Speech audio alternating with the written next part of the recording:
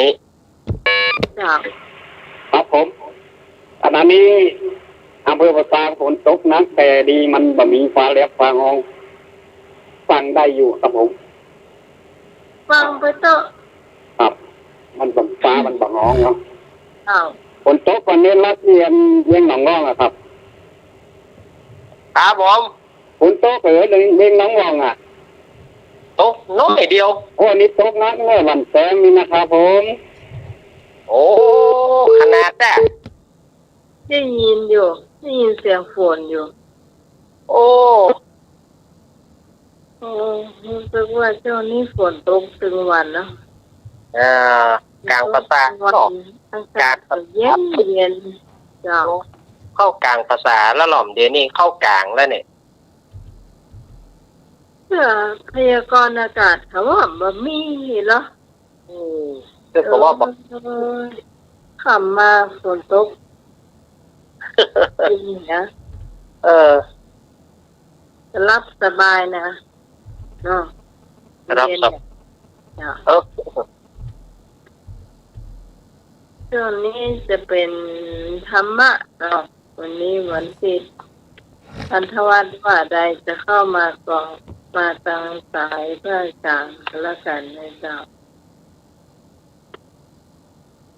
เจ๊เรียกว่ารับแล้วฮะต้องห้อง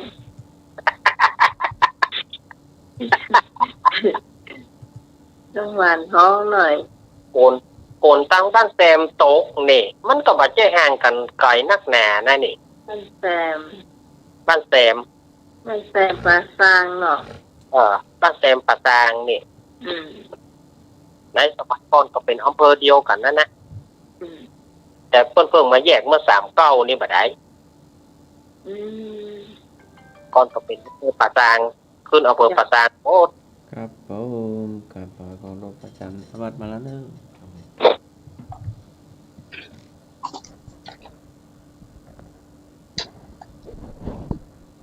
ขอไหว้พระก่อนนอขอนอบน้อมพระไตรรัตน์นมัสการพระมหาเถระมีหลวงพ่อพระเทพปริยัติเจ้าคณะจังหวัดเชียงใหม่เป็นต้นพร้อมทั้งพระเถรานุเถระกระผมนมัสการผอ.สถานีพระครูวิสุวัตรวรกิจโจครับผมพ้องพระครูเลยเนาะพระครูสมุวิสุวัตรวรกิจโจพระอาจารย์สมัครนะครับครับผมกับพระวิเคารพพระอาจารย์นวัดครับผมกราบนมัสการมายังพระอาจารย์กฤษพระอาจารย์นิพนธ์ด้วยเนอร์สวัสดีสามเณรอาราเป็นต้นเนาะครับผมไพศาลครับครับเป็นตัวแทนของสามเณรทั้งหลายธรรมสวัสดีคุณพี่สมัยนอกเจ้าสวัสดีญาติธรรมทั้งหลายนอกธรรมะคลายเครียดวันนี้ข้อที่1ถามละศีลธรรมเป็นเรื่องกฎหมายที่ให้ทำได้และห้ามทำเป็นเรื่องสาธารณะส่วนศาสนาเป็นเรื่องปัจเจกข้อใดต่อไปนี้ท่านเห็นว่าสมเหตุสมผลที่สุดก็ศีลธรรมปฏิบัติได้ดีแต่ยังหยุดผิดหวังหยุดร้องไห้ไม่ได้ศาสนาหยุดผิดหวังหยุดร้องไห้ได้ขอศีลธรรมปฏิบัติง่ายกว่าศาสนาละเอียดมากเกินไปปวดศีรษะพอประเพณีและวัฒนธรรมคือศีลธรรมและศาสนางอศีลธรรมปฏิบัติได้เป็นเรื่องดีมากในระดับหนึ่งศาสนาถ้าปฏิบัติได้ถึงที่สุดหยุดผิดหวังหยุดร้องไห้ข้อจอจานอ้อพอกับงอรวมกันโปรดฟังอีกครั้งเนาะศีลธรรมเป็นเรื่องกฎหมายที่ให้ทำได้และห้ามทำเป็นเรื่องสาธารณะส่วนศาสนาเป็นเรื่องปัจเจกข้อใดต่อไปนี้ท่านเห็นว่าสมเหตุสมผลที่สุดก็ศีลธรรมปฏิบัติได้ดีแต่ยังหยุดผิดหวังร้องไห้ไม่ได้ศาสนาหยุดผิดหวังได้หยุดร้องไห้ได้ศีลธรรมปฏิบัติง่ายกว่า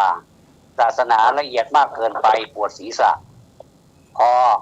ประเพณีและวัฒนธรรมคือศีลธรรมและศาสนางอ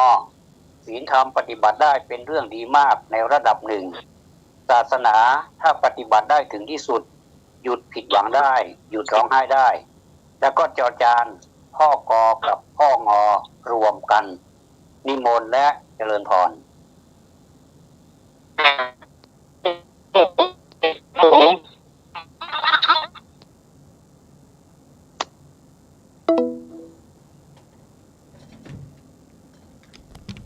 โทรมาได้เลยเนอะ053-226-058-10406โทรมาได้เลยเนอะ ตอนนี้พระอาจารย์ทวัดวัดเจ็ดยอดพระรามหลวงก็ได้เมตตามาแล้วเนาะอยากจะติดต่อไปทางโยมพิสมัยสมณเณรอาจารย์เอาลักษ์เนาะหนุ่มเจเจเนาะโทรมาได้เลยเนอะตอบได้เลยครับผม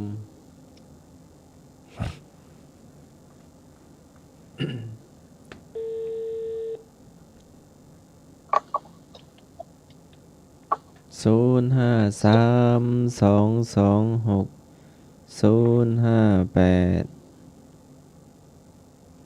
053-810-406เนาะเลือกตอบได้เลย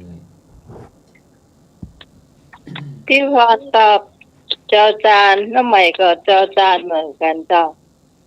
พ่อกอกับพ่ององูและจะมารวมกันคุณผู้ฟังท่านไหนจะตอบขอเชิญนะเจ้า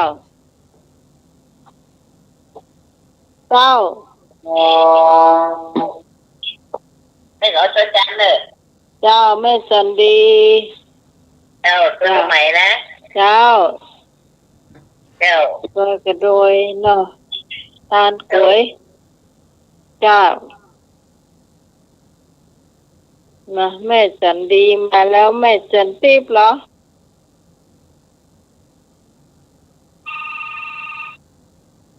เจ้า เจ้าน้องไหม เจ้าแม่บุญ น้องไหมเลย เจ้า เจ้า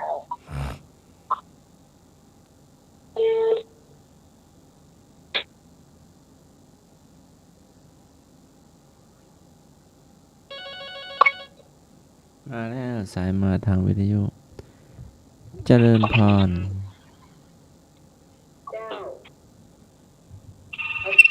จดจานหนังน้องไหมได้เนอะ จอจานที่แม่พรหรือพี่สาวตองอ่ะ เจ้า พี่ตองก็ เจ้า เจ้าพี่ตองเจ้า เจ้า เจริญพรจองเนอร์ เจ้า เจ้าน มัสการเจ้า แม่สันติพย์เจ้า จะติบข้อไหน อาจารย์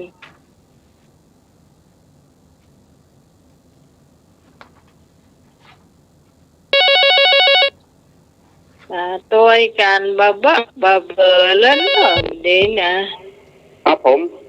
เจ้าไอ้พงษ์ อันพงก็ขอให้เป็นคนเนอะ เจ้า ครับผม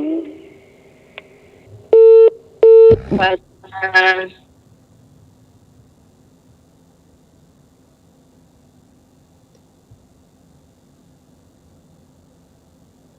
เจหายแซ่บแล้วจ้ะเอาก็เอาก็เราข้อไหนบอกมาเนอะ ครับอันนี้เจอนะครับ เจ้าสวัสดีเจ้า ครับ สวัสดีเจ้า จ้าลุงห ไอ้ นุ่ นุ่ ย นข้อไหน ลุงหนุ่ยข้อไหนตะกี้ลื อาม ไป จารย์ จอจาน หน่ออย่างนี้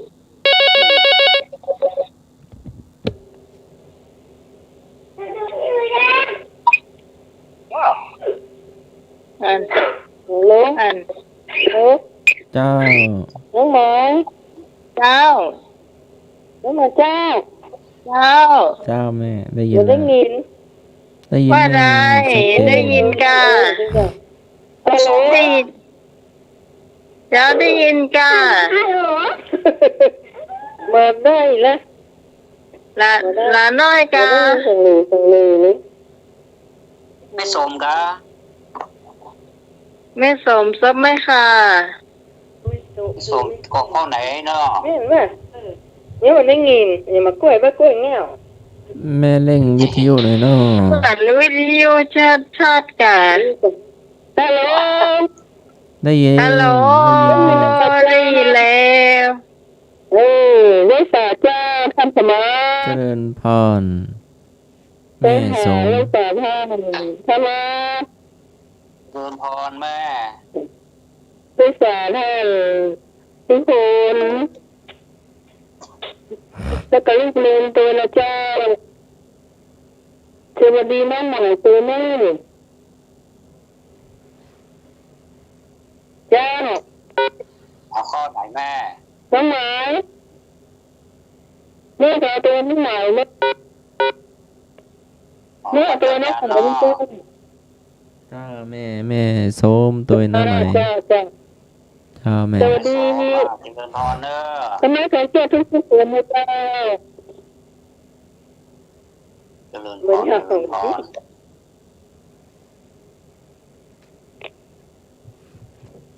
เอาละบอมีใดนั่นเนาะแต่มันเรียนข้อไหนครับ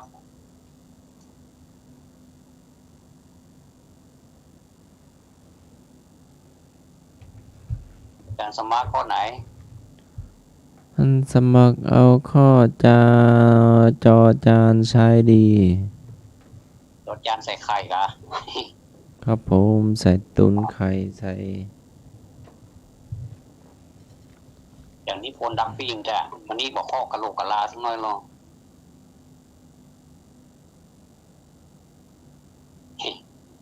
บล่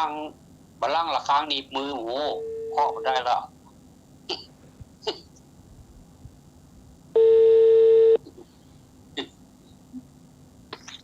โอ้แย่เนาะรถ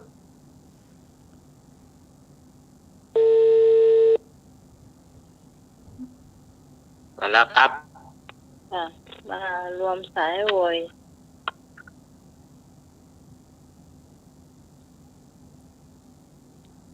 อ้าวเอา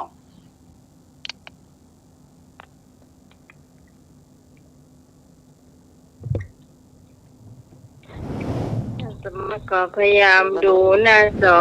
ถ้าหน้าจอมันขึ้นน่ะแสดงว่ารู้ ข้าพเจ้าจะเฉลยแล้วเด้ออ้าว เจ้า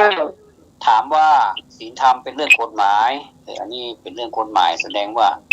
มีทั้งให้ทำและก็ห้ามทำนะเป็นเรื่องของสาธารณะทั่วไปเป็นเรื่องส่วนรวมว่าส่วนศาสนาเป็นเรื่องปัจเจกนี่หมายถึงเฉพาะตัวเนาะ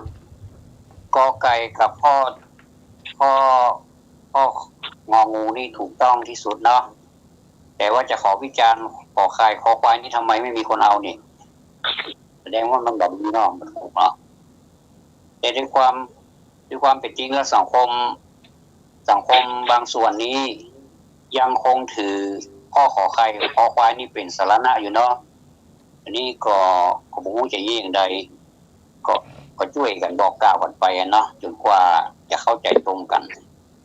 ข้อขอไข่นี่ศีลธรรมปฏิบัติง่ายกว่าอันนี้มันศีลธรรมง่ายกว่าอย่างเช่นมีการต้านไม่อย่างนี้ง่ายมาต้านเนี่ยก็คือจบอายุวันโนสุขังพลังเขาปิ๊กบ้านเลยก็คือแค่นั้นบ่ต้องมาคิดหน้าปวดหัวสำหรับข้อคอประเพณีและวัฒนธรรมคือศีลธรรมและศาสนา อันนี้เป็นความเข้าใจผิดอย่างรุนแรงเนาะเป็นวิชาทิฏฐิก็2ข้อนี้เอามาขยายใจความในโอกาสต่อไปถ้ายังมีลมหายใจอยู่เนาะแต่ถ้าตายแล้วก็แล้วไปเนาะถือว่าคนที่ตายแล้วทั้งฝากคุณงามความดีไว้ในโลกนี้ก็ถือว่าคุ้มกับการเกิดมาเนาะขอขอบคุณทุกท่านข้อ2 ก็เรื่องศาสนาเหมือนกันเนาะเดี๋ยวยังไม่ได้ประกาศว่ามีไผ่พ้อง มีคุณพิสมัย ถ้าบ่มีชื่อนี้ประท้วงเนอะคุณพิสมัยพี่พรแม่จันดีแม่บุญพี่ตองพี่จันปิ๊บแล้วก็มีไอ้พงษ์ประสางมีไอ้หนุ่ยพวกกำนันเนาะก็มีแม่สมแล้วก็อาจารย์สมัครทุกโลดมาหามีนอกมีจะได้เป็นข้อสองแล้วเนาะ ไม่รักเหรอ ตะกี้นี่เอาควายเนาะตะกี้นะ บอกว่าจ้าอันนี้นี่บอกได้ว่าเดนเนอร์บอกได้ว่าเนอร์บางส่วนถือประเพณีและวัฒนธรรมนี่เป็นศีลธรรมและศาสนานี่นะครับมันตรงนี้นี่อันตรายขนาดเลยเนาะถือประเพณีและวัฒนธรรมเป็นตัวศาสนาอันตรายขนาดเลยอย่างใดแล้วครับก็มีเวลาก็ไปสัมมนากันไปจะไปถือว่าใจอารมณ์เนี่ยนี่คือเอาความเป็นธรรมเป็นกลางว่าอะไรเนาะอาสามเณรเนาะครับขอบคุณครับต่อไปการนับถือศาสนาอันนี้ก็แบบพ้นศาสนาเหมือนกันเนาะไม่ใช่งงแล้วจบการนับถือศาสนาไม่ใช่งงแล้วจบงองูสองตัวนะแต่งงแล้วเสียหายแต่อย่าตกใจนะจ๊ะเพราะยังมีวิธีมากมายแค่ขอให้หญิงชายไว้ใจเท่านั้นเองท่านเห็นด้วยกับข้อใดก็ความรู้อยู่ในตำรามีปัญหาเมื่อไรก็ดูเมื่อนั้นขอเทคโนโลยีซึ่งปัจจุบันมีมากไม่จำเป็นต้องจำและทำเองพอตอนนี้เรายังหนุ่มสาวอยู่นี่นาขอให้มีอายุหน่อยเถอะแล้วค่อยศึกษาธรรมะเข้าวัดปฏิบัติธรรมตามที่คนรุ่นก่อนทำให้ดูก็พอแล้วปฏิบัติผิดถูกไม่ใช่เรื่องสำคัญถือว่าเข้าวัดแล้วก็เท่ดีนะจอจานยึดทาง8 สายวงเล็บคือมักเป็นหลักอย่างสม่ำเสมออันนี้บัตรทวนแล้วเนาะเอานิมนต์แล้วก็เจิญจอจานเอาละจอจานเนี่ยก็ฝืนละเจ้าพี่อ่อนอาจารย์เจ้ามาด้วยกันก็ไปด้วยกันจอจานใช้ดีเหมือนกันเนอะเจ้าอ้าวได้ครับเจ้าอาจารย์เป็นหมายเลยเจ้าไม่ทันดีเจ้าจันดีเหมือนมันตัดผู้ใหญ่คงโทรมาใหม่เนอะโอเคมาเมื่อไรเถอะเจ้าหมายเจ้าแม่ก็ตัวจานตัวน้องหมายเนอะเจ้าก็เจ็บจานแม่สมต้องคิดมากเจ้าสาธุจดจานใช้ดีเนาะ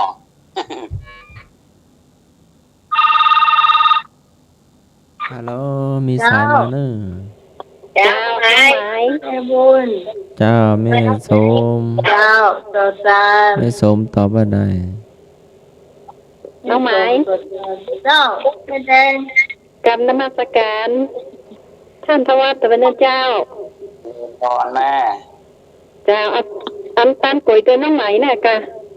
เจ้าอันก๋วยนั่นเจ้าสาธุเนอะเจ้า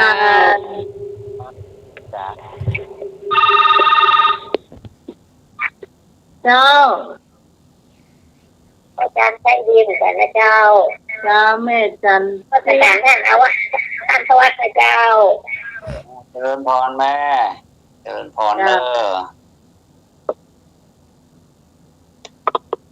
แม่รัตนาบาโทรมาเสนอทางได้สเก็ตนะเจ้าสารีต้นเปาแม่ซอยนะเจ้าทัศรีเจ้าทุกคนก็เอาจอจานตะเปิ้ลนั่นเนอะจานเนาะอั อันนี้มันลอยกะ อันนี้พี่ตองเจ้า อ๋อกะสุมาเด้อพี่สุมาเด้อพี่ตองสุมา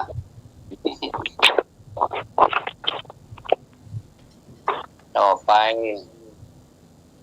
โอ้จดจานเหมาหมดเลยแล้วเบอร์เยาอย่างมันจดจานโอ้เป็นจานใหญ่นี่นะจานน้อยพอใส่ ครับผม เจ้าไอ้คง เหมาจอจานคือคนเนอ เจ้า น้อ โอ้ นั่นเลยโอ่งแห่งลำพูนโอ้ปราสาทนี่โอ้เป็นเมืองนี่เนอะ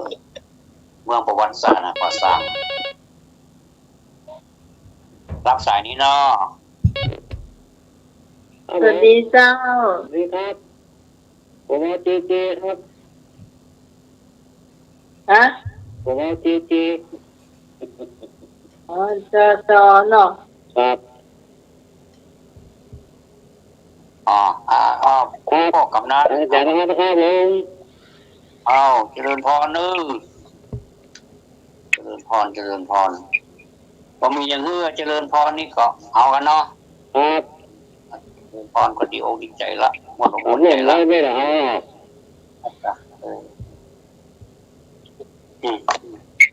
ตุกกายก็เป็นอย่างแต่ตุกใจนี่ลำบากน้อยเด้อเนาะ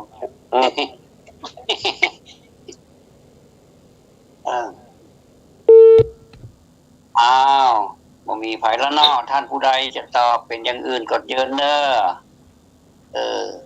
กอไก่ขอไข่คอควายงองูจดยานเอาละอันนี้ถือว่า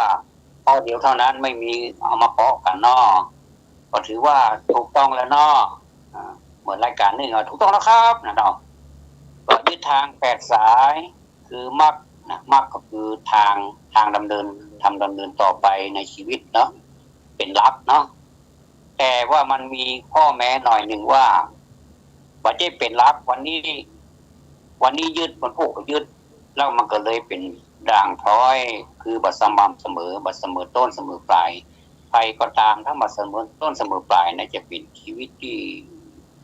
ลำบากเนาะก็บ่เป็นอย่างเนาะบางทีก็เก้าโคตรแต่ปลายตรงก็มีเนาะแต่ถ้าโคตรตรงนี่ก็บ่ฮู้จะไปอย่างได้อาจจะไปทำเป็นศิลปะอย่างอื่นก็ได้มันแน่เนาะคนฮู้ถึงศิลปะได้ก็มีนำโดยหัวขบวนรถด่วนขบวนพิเศษจะไปโรงหัวลำโพงเหมือนกันหมดนี่นะมีคุณพิสมัยพิพรสามเณรอารักษ์แม่จันดีแม่สมแม่บูนแม่แดง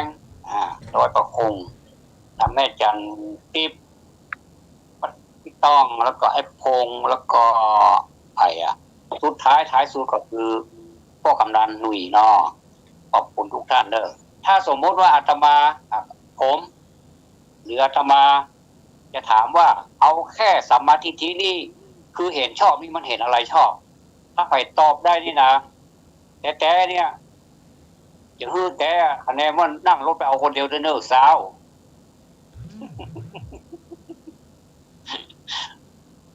คือแหนมสาวก็ได้อ๋อถ้าไปปีกก็จับคนเดียวที่10ถามว่าสัมมาทิฏฐิเห็นอะไรเห็นชอบเห็นอะไรชอบ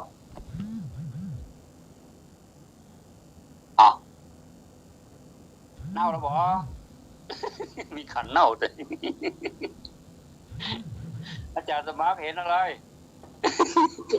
เห็นความถูกต้อง เห็นฝนตกครับผมเห็นฝนตกครับผม เดี๋ยวรับสายอันนี้เป็นกล้องเนอะ เจ้าตรงไหน เจ้า สมาธิถี่ก็คือมีความเห็นที่ถูกต้องเจ้า เจ้า เห็นอะไรถูกต้อง ถูกต้องเจ้า เขียนกันเขียนกัน เอามาเป็นอย่างเนาะอาจารย์ตอนเนอะอาจจะได้40วันนี้บูเดอร์อาจารย์สมาร์ท45 บาทกล้าฟ้องโทรศัพท์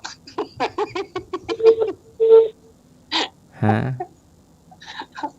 เอาก็45ขึ้นไหน5 บาทก็ได้ปะ50ไปเลยปะ เสียเวลาละ50พร้อมเพย์นะ เดี๋ยวทันสมัยแล้วเนาะเทคโนโลยีอย่าโอนมาก็ได้โอนโทรศัพท์นี่ก็ได้นี่ผมยังจ้างนี่สอนครับเด้อได้ก็เอาไป2ท่านแล้วนะพี่สมัยแล้วก็พี่พร2ท่านเอาเฉลยแล้วเด้ออาจารย์นี่โพนดักปิ้งแท้น่ะบ่ล่างโดนละครั้งหนีบมือได้ก็หาตอบว่าเดี๋ยวสามเณรน่ารักถูกมาเตอร์เป็นได้ไดมันสามเณรรักว่าอย่างไรครับครับก็คือความเห็นที่ถูกต้องครับผมความเห็นถูกต้องมาได้เนาะครับผมแม่นละความเห็นถูกต้องถูกหมดเนาะแต่ว่ามันถูกกว่าเสียงเนาะความเห็นถูกต้องก็คือเห็นอะไรถูกต้อง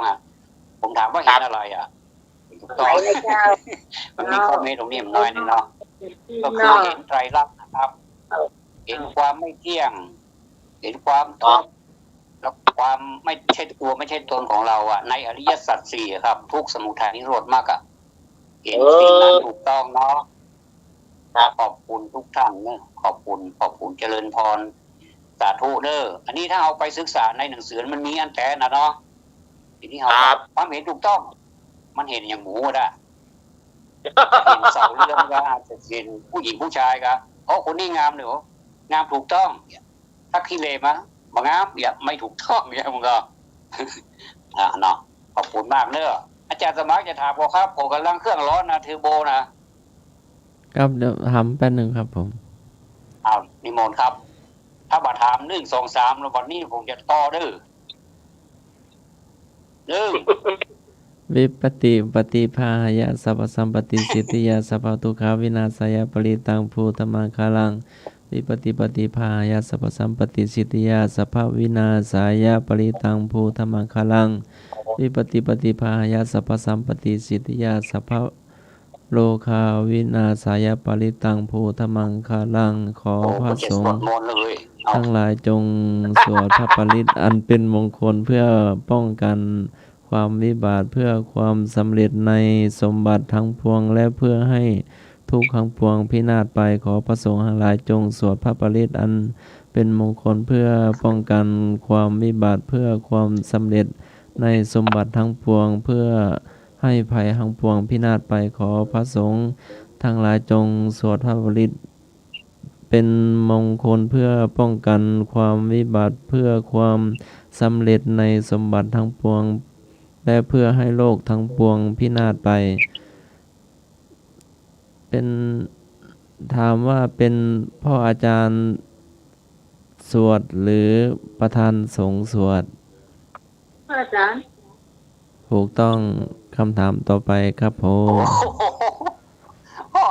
ยังกี่หม้อ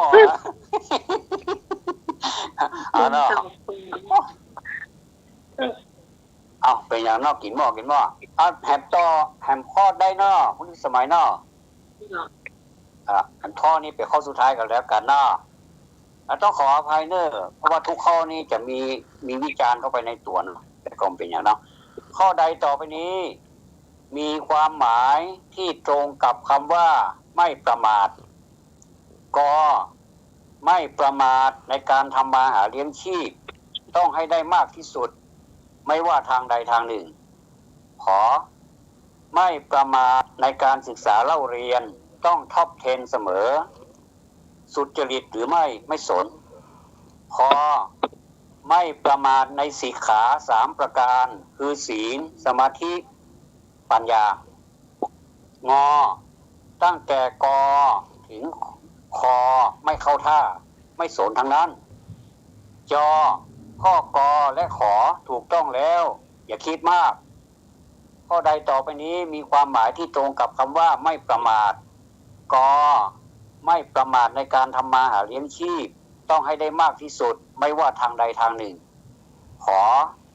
ไม่ประมาทในการศึกษาเล่าเรียนต้องท็อป10เสมอสุจริตหรือไม่สนขอ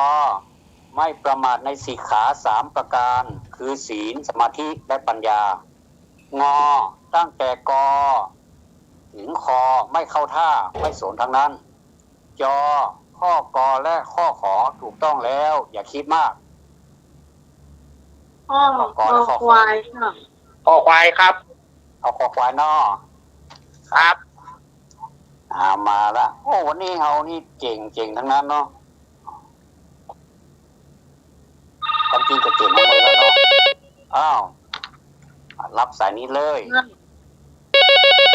ก้าวควายก้าว ควายหน้าแม่จันทิพย์ ไม่กล้าบอกว่า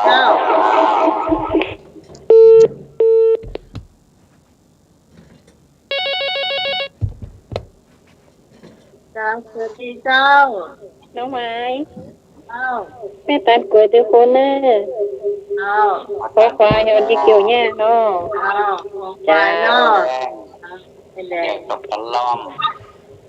สวัสดีเจ้า จ้าไปพรกับคอควายจ้ามึงไหม พี่ห อ๋ ม อ อ กับขอควายศีลสมาธิปัญญา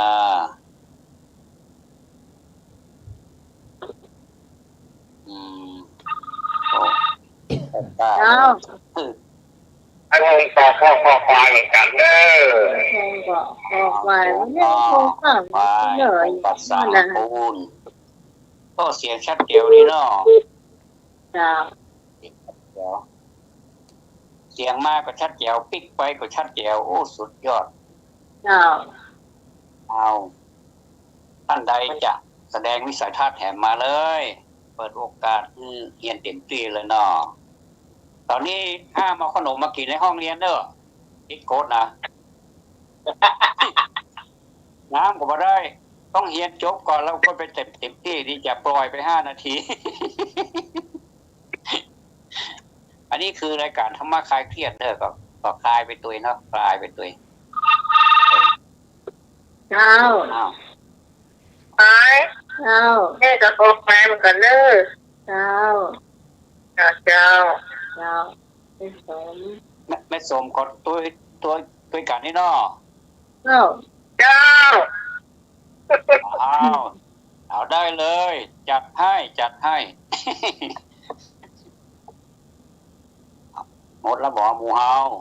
มีแถมก็เจ้าคุณผู้ฟังหมายอยู่เจ้า เอามาเลยหมูเฮาเจ้าเหนือเอามาเลย เจ้าเหนือก็ได้ป่ะเจ้าเหนือก็ได้เลิศได้ทางนั้น ตอบได้ทางนั้น ว่าได้เจ้าสายนี้ว่าได้เจ้า ราชการแทนผู้ในการสถานีราชการปัสสาวะจะสมัคร ครับผม เลยขอญาติโยมพอดีมาท้ากันหน่อยติดฝนเป็นน้องฝนที่คนเดิม อืม อ๋อครับผมนึกว่าละครั้งหนีบมือว่ะพญาทาแล้วเนาะ ให้กี่ข้อแล้วอาจารย์ จะหมดแล้ว มันต้องไม่รอกันนะ ได้2 ข้อ 3 ข้อ 4 ข้อเนี่ยครับ ไม่ ข้อ เหนียว ที่4ละ เวลามันเหมือนรอไผ่แล้ว ได้ยินปัญหาข้อนี้ก่อนครับอาจารย์ได้ยินเนาะ ขอบคุณว่าจะเอาแต่ข้อควายอ่ะ เอาข้อความเนาะ มั่วเนาะ ไปด้วยกันลุงหัวเราะคนเนาะ ไม่เป็นงั้นมั่วนะ ข้อควายครับพี่น้องครับ อ้าว ครับไปลงหัวลำโพงบนเนาะห้ามลงอันพะเยาเด้อมันใช้สายเดียวกันนะ บางคนไปลงแปดน่านมันยุ่งเลยดึงได้ก็ได้จอดรถไฟเอามาละโอ้หัวขบวนของมีนำมาละเอารับสายนี้เนาะ ครับผมผมลงสะพานควายครับ ฮะ ลงสะพานควายครับ โอ้ลงสะพานควายเนาะ ครับ ถ้าออกมาเบรกนะก็ใจ2 ขีดเบรกเนอะ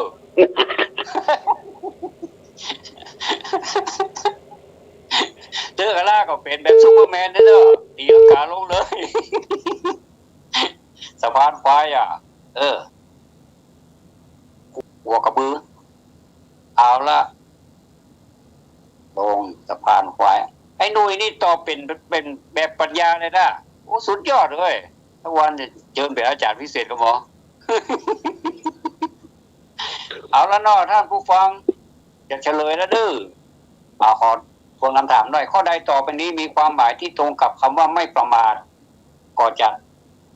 ตอบข้อถูกข้อเดียวก็คือข้อคอควายไม่ประมาทในสี่ขา3ประการคือศีลสมาธิปัญญาถามก็เหมือนข้อหนึ่งตะกี้สมาธินี่ห้องแห่งอย่างนึงคืออะไรที่เป็นห้องกันในสิกขาบทสิกขา3เพิ่นจะห้องว่าสมาธินะเพิ่นห้องว่าอย่างศีลสิกขาต่อไปอันที่สองคือ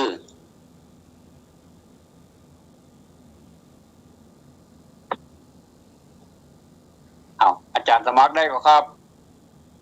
ผมเพิ่ง50แล้วอาจารย์ไปหาที่ไหนนี่50เนี่ย โอนมาพร้อมเพย์กันได้หรอ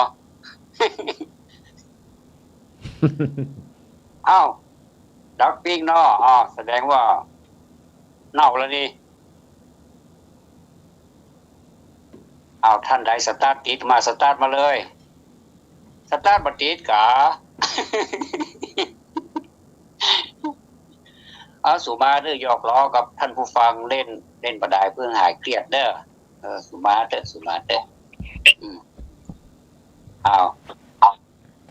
ก็ถือว่าเป็นข้อคอควายนี่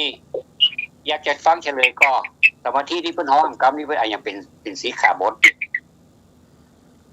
1ศีลสิกขาเนาะ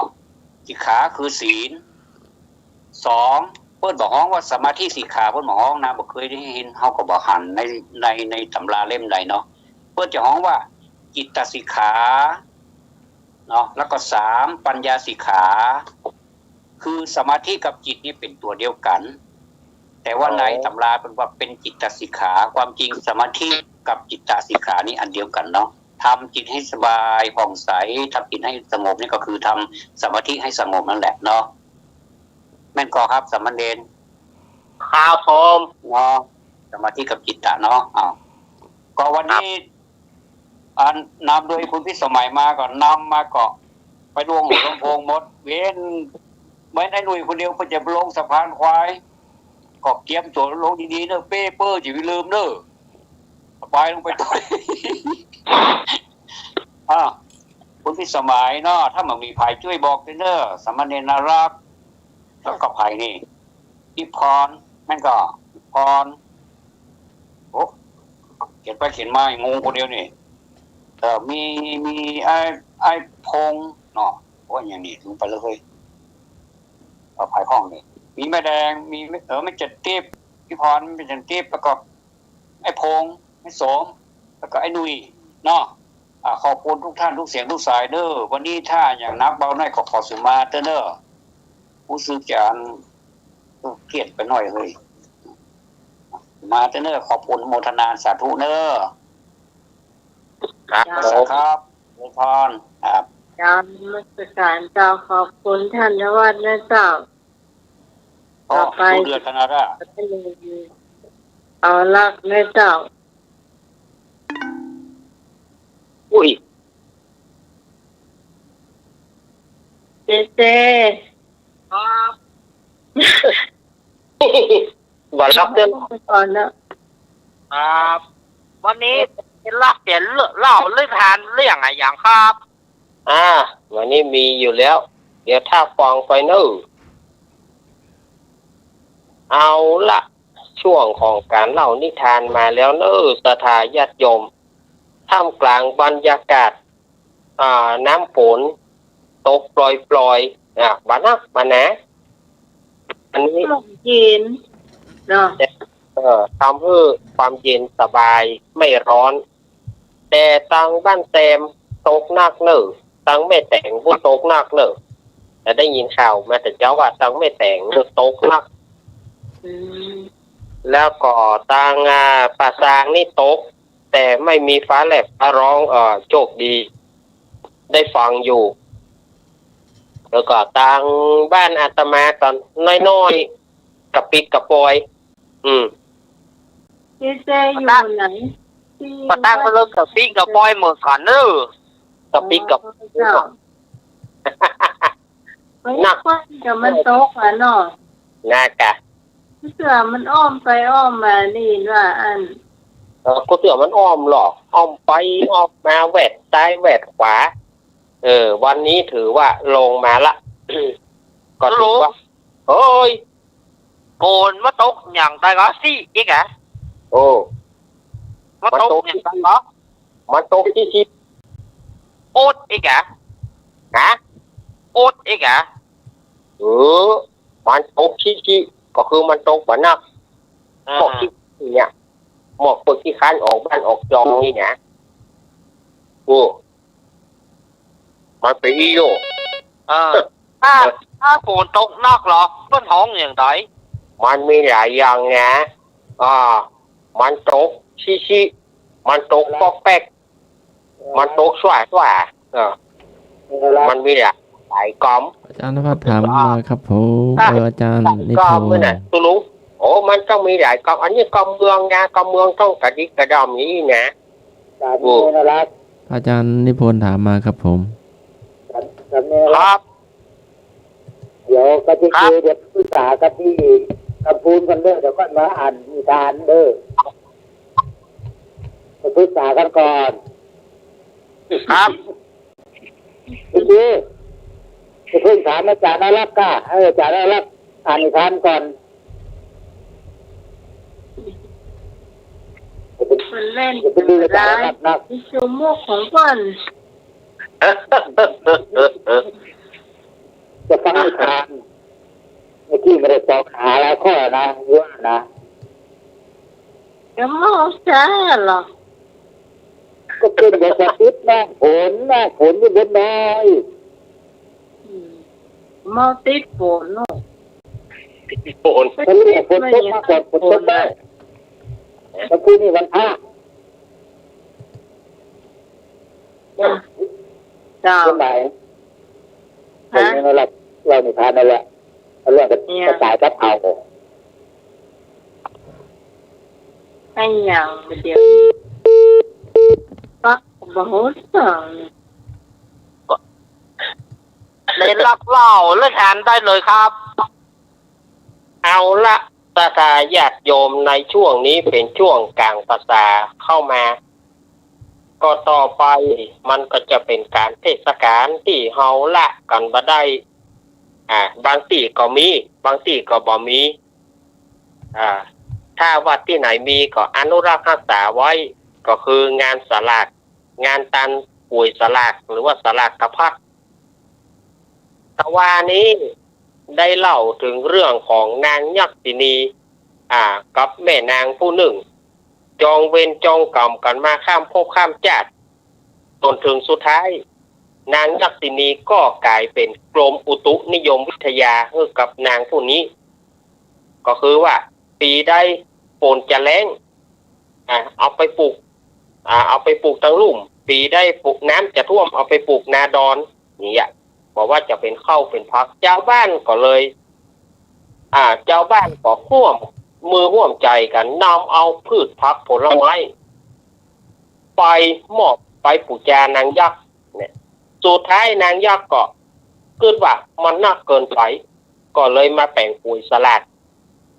โดยการจับฉลากไม้สั้นไม้ยาวคำว่าฉลากมาถึงในตั้งแต่สมัยนางยักษินีนั่นมาเป็นต้นแล้วก็มาเรียกกันภายหลังว่าการจับสลากหรือว่ากินกล้วยสลากการสลากกระพัดเส้นน้อยเส้นใหญ่เส้นน้อยการหาผีตายเส้นใหญ่การไว้ภายหน้าอันนี้เป็นบรรดาครูบาอาจารย์บัณฑิตนักปราชญ์เพิ่นเอามาแต่งภายหลังต่อไปนี้ก็จะมีแถมเรื่องหนึ่งแถมตำราหนึ่งแถมตำราหนึ่งนี่ก็อันนี้ก็ละอ่อนเลี้ยงควายกับพระธุดงค์อันนี้ก็ตำนานสลากเหมือนกันเมื่อมาละอาติเตกาเลในกาละอันล่วงโพ้นไปอันนี้เปิ้นบ่ได้แจ้งมาว่าก่อนพุทธกาลหรือว่าหลังพุทธกาลอันนี้ ในนิทานเพิ่นก็บอก เน้น ฮะ วันนี้ปู่ไอ้โวมาว่ะ บอกมาวันเนี้ยถามหามันมันปุ่งมาเลยอะถามหามันปุ่งมาเลยเดี๋ยวไปถามหามันในสมัยนั้นก็ยังมีละอ่อนเลี้ยงงัวเลี้ยงควายเนาะขึ้นฮอดถึงสมัยก่อนนี่มันก็ง่อมเหงานะเลี้ยงงัวเลี้ยงควายเนาะเอาเป็นเส้นไปสายกินข้าวไงแล้วพอเข้าติดอย่าพอเข้าติดอย่าไล่ควายไปอันควายน้อยนี่มันเรื่องหมูเรื่องกันเนาะควายน้อยนี่มันในตัวแม่มันหรอกถ้าเป็นควายน้อยมันตัวแม่มันงี้ถ้าควายหมอกเขากอกในหมอกเขาโป้นหูนี่ไม่หล่นตัวแม่มันฟ้องตัวหล่นตัวมีหรออะไรเขาอย่ามากองเหรอเนอะเขามากองไปถ่ายกัดงัวเนอะเนี่ยหน้านี้หน้านานะเขาจะไปถ่ายนาอย่าโมท่านะกัดงอปิดไปหรอหนอปิดไปแล้วก็ขายตั้งเหล่าพูดสตาญาติโยมตั้งอันนี้ก็มีหมู่ละอ่อนเลี้ยงควายกลุ่มหนึ่งปากันไปไล่ควายไปกินตำกลางตงกลางนาตำแพะตำดงไล่งัวไล่ควายไปเลี้ยงควายก็เป็นประจำแจ้งมาห่อเข้าอย่าการเลิกจากเลี้ยงควายกับเล่นอย่างเล่นบักเก็บเล่นบักเก็บพ่องเล่นอะไรอย่างเอาอะไรอย่างเอาหมดมาโจรกันพ่องอดีกับป้อนหูงัวหูควายโจรกันพ่องอดีกับป้อนลูกโกงป้อนลูกโกงขว้างกันอดีกับแปลงโว่เนี่ยแปลงโว่นี่ฝ่ายบาหูจักละแปลงโว่นี่เปิ้นมีกรรมวิธีโคนแต่ก่อนนะมันจะมีต่อเฟืองมีข้างมีอะไรอย่างเพื่อเอามาแปลงโว่นะเวลาขว้างไปมันเสียงมันจะดังเวลาขว้างไปมันจะโว่มันมานี่มันจะตกที่นี่มันหูกันหรอกขว้างไปโว้อะไรอย่างเงี้ยตอนมันตาน้อยกองกระลงกะมันนี่นะแปลงโว่กองกระลงมันนี่นะตานอยู่ แต่ว่ามันบาตานได้หูว่าเปิดแปลงจะได้ก็เล่นกันเรียกตามภาษาละอ่อนเลี้ยงควายมีอยู่วันหนึ่งละอ่อนเลี้ยงควายกลุ่มนี้ก็ไปหันใส่พระธุดงค์พระธุดงค์หลายรูปหลายองค์เหมือนกันแบกโกดเถียหรอกโดยที่ละอ่อนมูนี่เป็นละอ่อนบ้านนอกเป็นละอ่อนชนบทก็ว่าตู้เจ้าเปิ้นแบกเฮ็ดโคนหลวงเขาบอกหูจักกันโกดเนาะตู้เจ้าแบกเฮ็ดโคนหลวงลูกไหนมาเขาไปขอเฮ็ดโคนที่ตู้เจ้า อันนี้กันเล่าเหลือไปเนาะ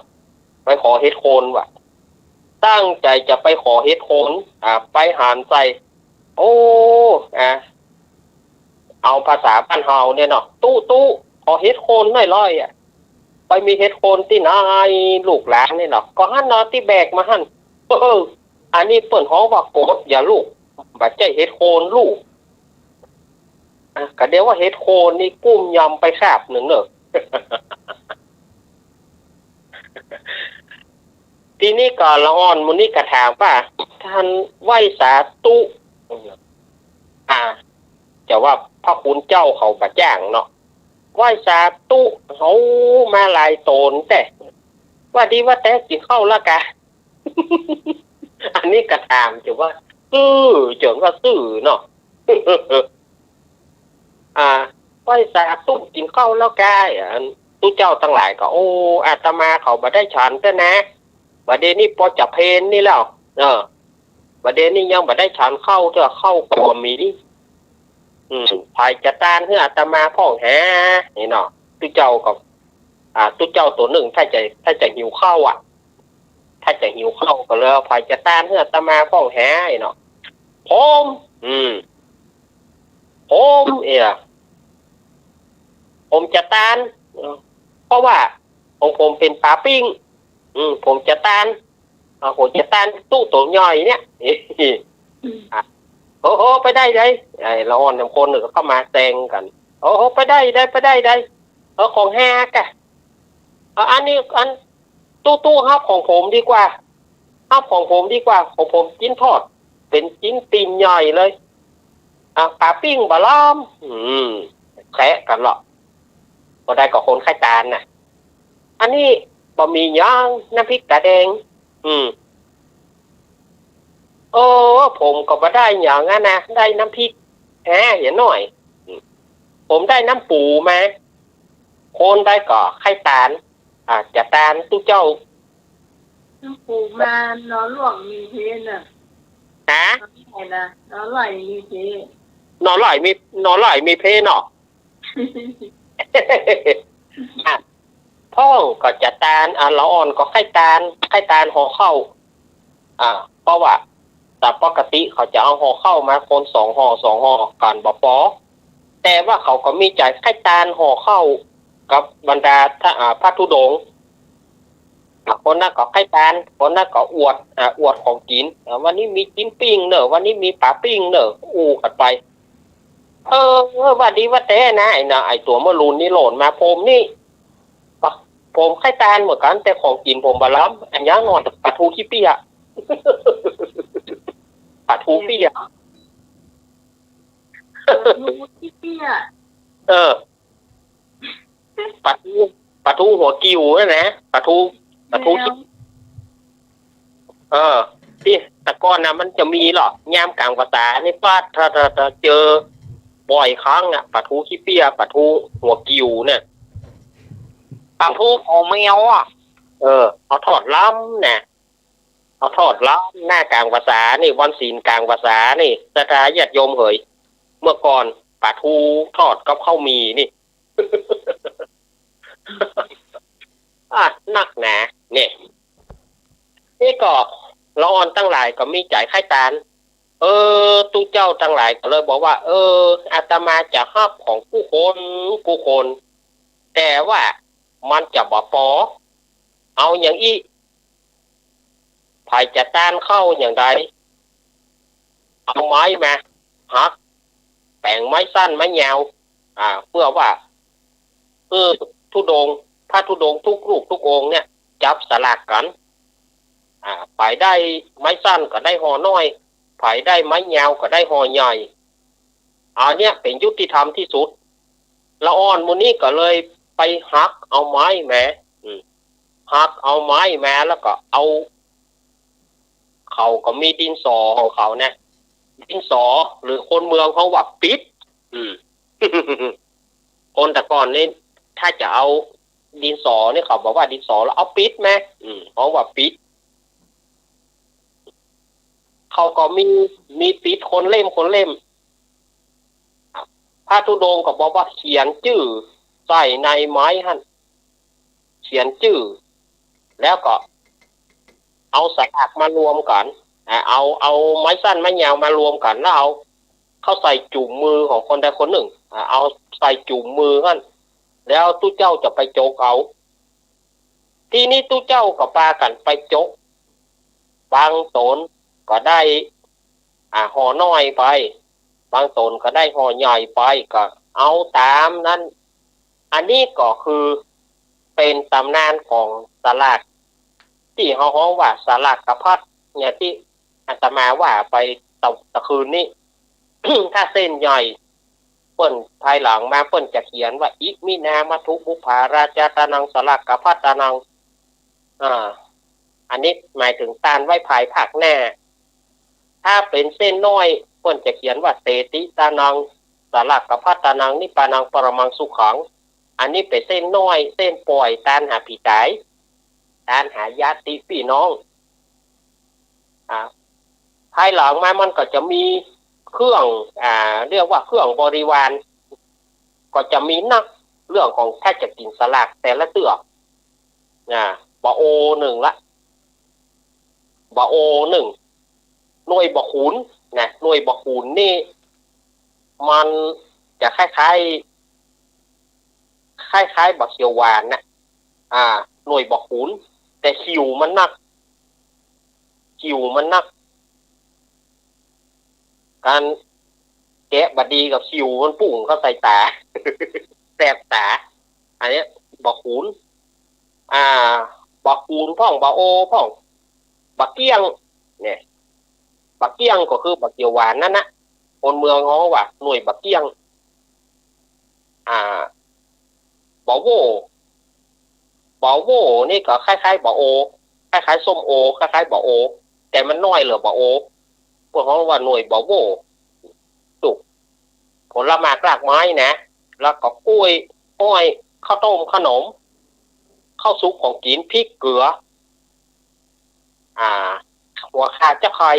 ต่างๆจบภายหลังมาบริวารมันนักหนาป้าป้าน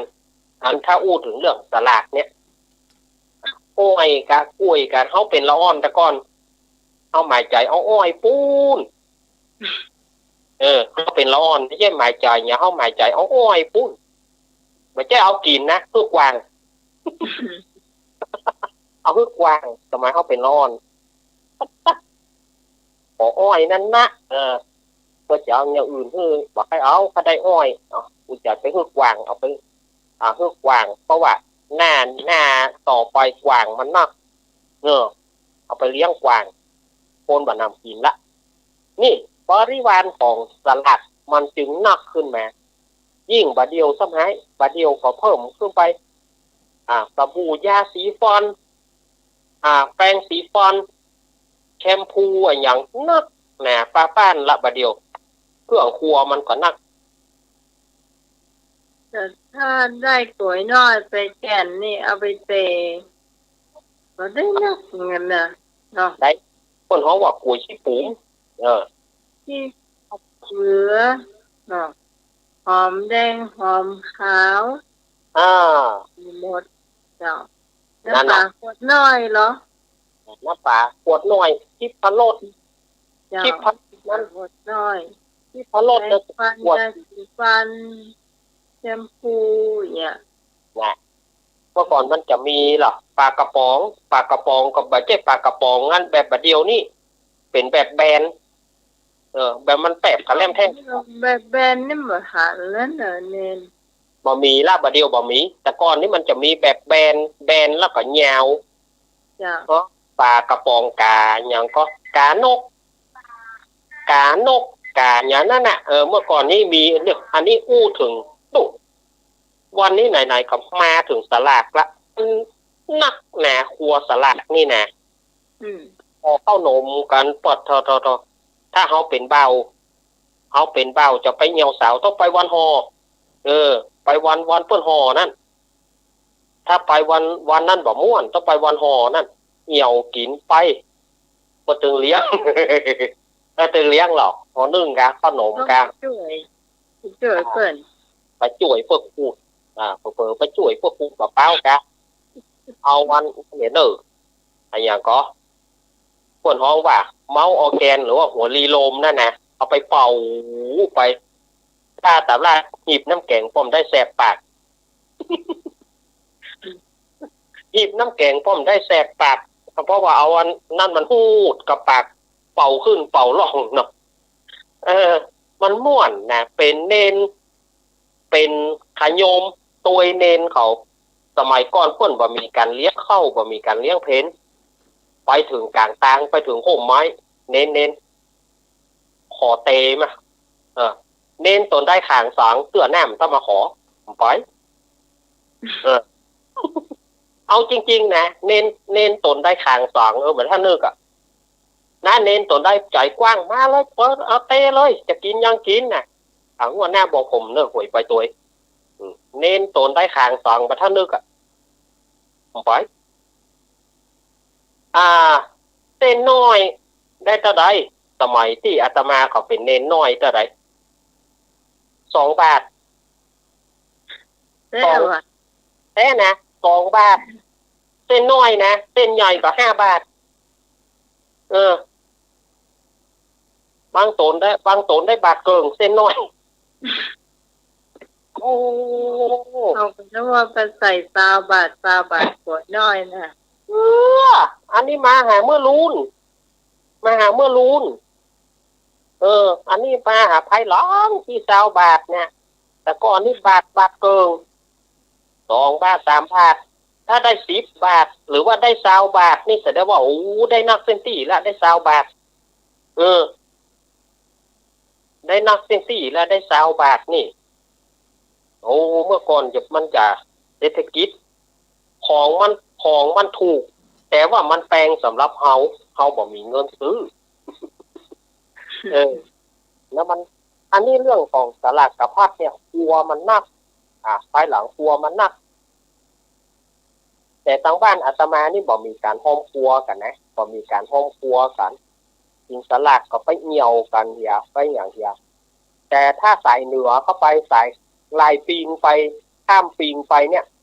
เพิ่นจะมีการห้อมครัวกันเหมือนไฟหลวงเพิ่นจะมีห้อมครัวกันเหมือนไฟหลวงตั้ง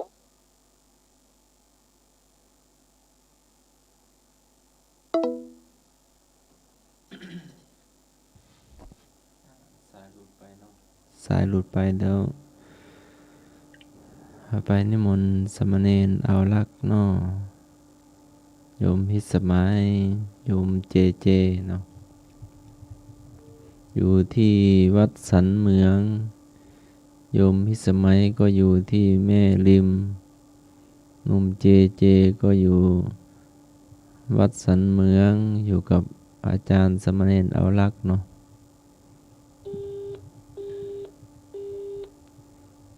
ตอนนี้ก็กำลังนิมนต์กำลังประสานไปเนาะช่วงนี้ก็เป็นช่วงเล่านิทานจากอาจารย์สมณเณรเอาลักหนุ่มเจมาแล้วเจ้ากำลังนิมนต์สมณเณรอาจารย์เอาลักอยู่เนาะกับโยมพิสมัยเนาะ สุริโยดรเนาะครับรวมสายแป๊บหนึ่งเนาะ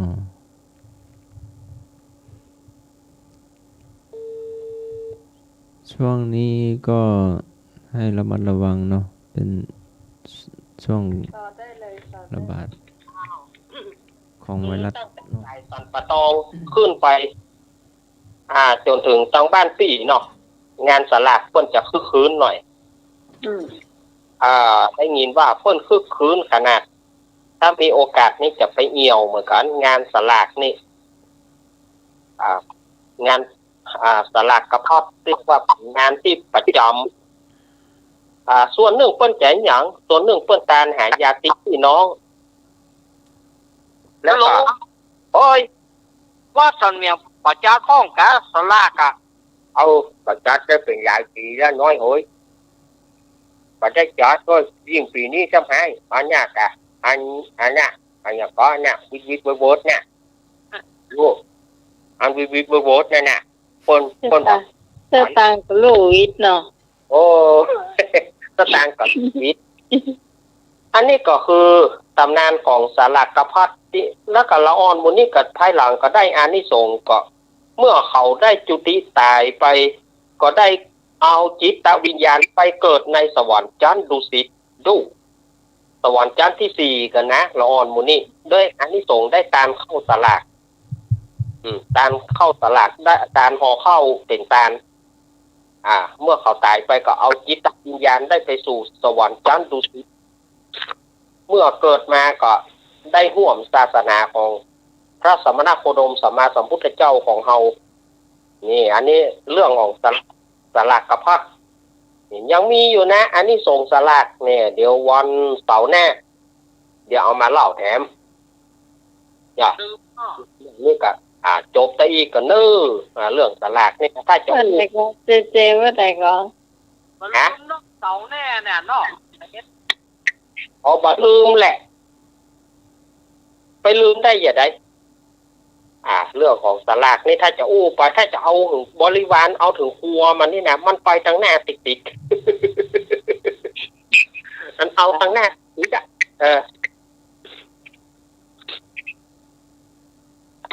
ต่อไปจะมีอย่างแห่งครับพี่ต่อไปวันนี้มีกรรมเก่าเนอะ กรรมบาเก่าเล่าไว้สุมาเนอะกรรมนี้จะไปว่าลามกกรรมนี้ภายได้ฟังแล้วจะไปว่าเขาเน้นรักนี่เอากรรมลามกมาอันนี้เป็นกรรมบาเก่าแล้วเป็นกรรมเปรียบเทียบเป็นกรรมคิดตรงกันข้ามเขาต้องฮะ วันนี้บ่ได้ยินยายพรเลยแท้ พรให้รับเป็นลูกเด้อ อันนี้เขาต้องอู้กับเขาว่ากรรมบาเก่ากรรมนี้นี่มันอาจจะถูกใจศรัทธาญาติโยมหรือบ่ถูกใจก็จะไปว่ากันเนอะกรรมบาเก่าวันนี้เปิ้นเสนอกรรมว่าพระน้อยไข่สิหันนมสาวสวดขยมไข่บวชหันข้าวนมสาวตาลอันนี้กรรมบาเก่านะพระน้อยไข่สิหันนมสาวสวดขยมไข่บวชหันข้าวนมสาวตาลอันนี้เปรียบเทียบ เหมือนกับพระน้อยหรือว่าเนนน้อย ไข่สิเพราะว่าอย่างไปหันใส่ญาติโยมไปหันใส่สาวน้อยเปิ้นเอาหัวไปตาลแล้วผ้าน้อยเนี่ยตามันมาอยู่กับที่ตาไปก้มต่ำไปหันใส่นมเปิ้นสุมาเตอะไปหันใส่นมเปิ้นก็เกิดไข้สิกไข้สิกบ่ไข้อยู่ละส่วนว่าขยมไข้บวชหันขนมสาวตาลขยมนี่อุ่นใจว่าถ้าได้บวชเมื่อใดโยมคนนี้คงจะเอาขนมมาถวายขนมของโยมคงจะหวานจะบวชเพราะว่าจะได้กินขนมของสาวน้อยนี่อันนี้เปิ้นกับเปรียบว่าเป็นความคิดของตรงกันข้ามคนเฮาแต่ละคนบางคนก็คิดไปอย่างหนึ่งบางคนก็คิดไปอย่างหนึ่งเนี่ยเปิ้นก็แปลว่าคนในใครออกคนนอกใครเข้า เปิ้นเลยมีกรรมบาเก่าอันนี้ออกมาว่าพระน้อยไข่สิหันนมสาวสวดขยมไข่บวชหันขนมสาวตาลขยมนี่ขอได้บวชได้บวชโยมคนนี้จะนำเอาขนมมาถวายจะได้กินขนมข้าวต้มฝีมือของสาวส่วนพระน้อยเนนน้อยนี่มันไข่สิกะมันขอยู่ละเพราะมันไปหันใส่นมเปิ้น อันนี้ขอสุมาท่านอาจารย์วิสุวัฒน์เนอร์อันปัจจัยเป็นกรรมลามกเนอเป็นกรรมบาเก่าที่เปิ้นว่าไว้เนาะครับเนาะ ไม้หนุ่ยกรรมเก่าเจ้าไม่แดงเจ้าเนาะมาช่วยกันช่วยกันคนเดียวมันก็บ่ฮู้กรรมว่าจะว่าอันหยังไม่สมไม่ขายเนอะโสมเอ่ยโสมงามมาเลยโสมเอ่ยโสมงามยายพรเด้อยายพรมายายพร เก้าก็ว่างายขวายก็ว่าแดด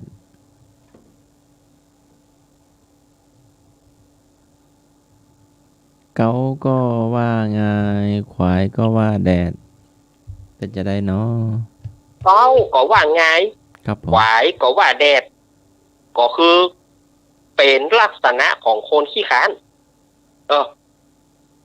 จะไปเมื่อเช้าจะกินข้าวลำปอมละมันเป็นกวมเข้าไงไปเตื้อพอขวายมาแดดร้อนลักษณะของคนขี้ค้านอันนี้แปลอย่างนี้หนึ่งจ้าเนาะแปลอย่างนี้กรรมของคนขี้ค้านครับผมตรงกันครับค้านตลอดฝนตกผมไปตกน้อยเดียวบ่ไปละอย่างตู้ลุงทองว่าลาดเอาลาดดาเพียงอยู่ตัวเก่าป่ะอยู่บอกนี่แกล้งเหงาเองมันมาได้ลูกควายเนาะมาขยิบนิด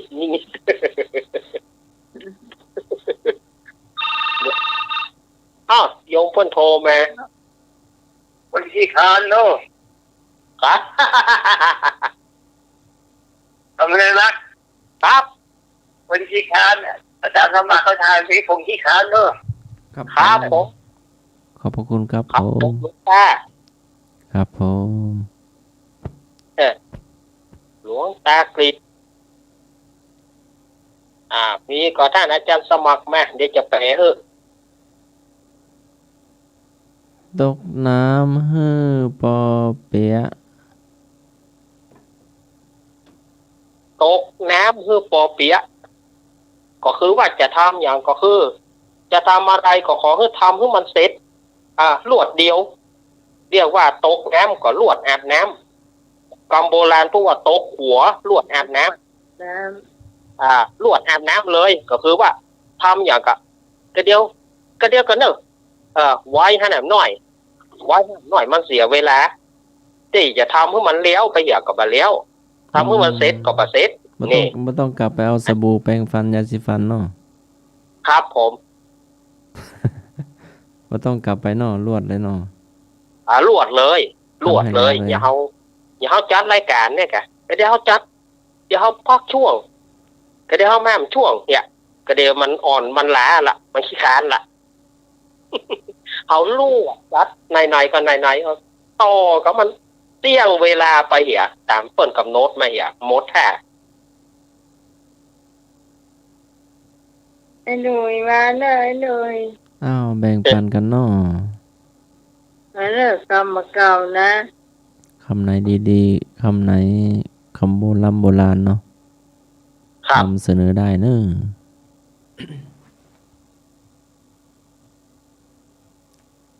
ที่ว่าเย็นนะไปเลยนะ อืม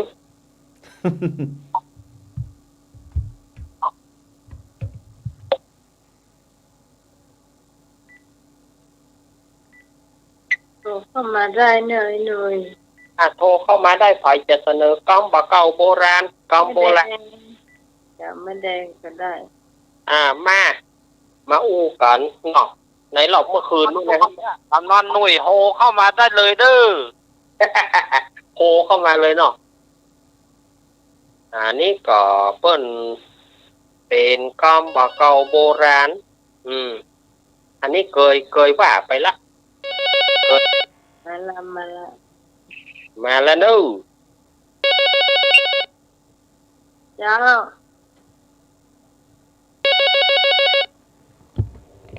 ฮัลโหล ครับครับบอกครับ มาแล้วเนอะ ครับนั่งยอง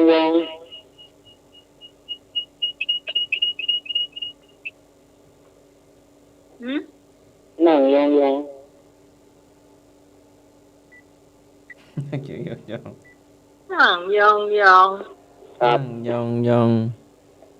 นั่งยองเคาะนะ นั่ง คะ ทานข้าวสมัยก่อนก็ นั่งเม ส นอ มัยก่อนนั่งยองอะ ยอง แม่นบ่ บางทีก็ฮ้องว่านั่งของเยาะนั่งเจาะเคาะนั่งยองเคาะยองเยาะมันตามที่ว่าสืบกันไป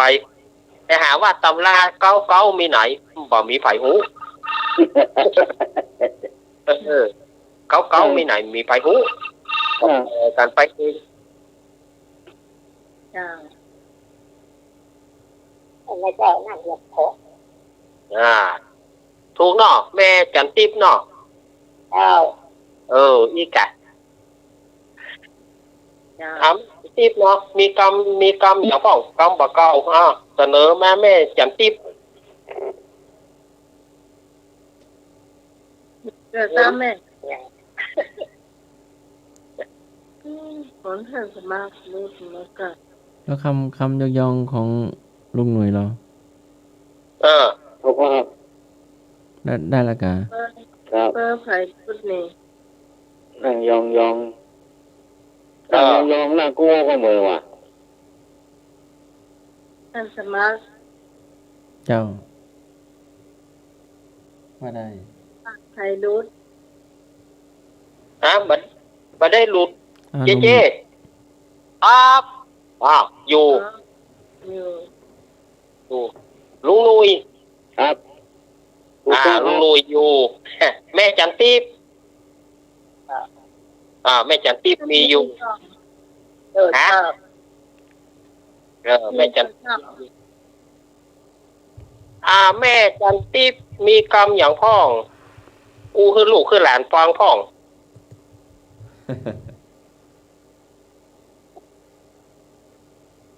ไหนต้องงบหรือพวกผมตาม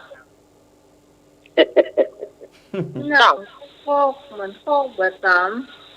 บะปาสกรรมรักอยู่ที่คือ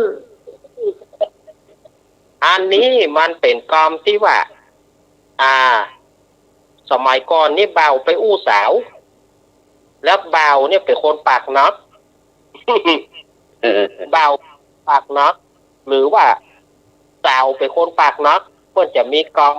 กันแนกกันแหน่กันเป็นกรรมกันแนกกันแหน่เป็นบ้านเฮาของเราเที่ยงกันหรือว่า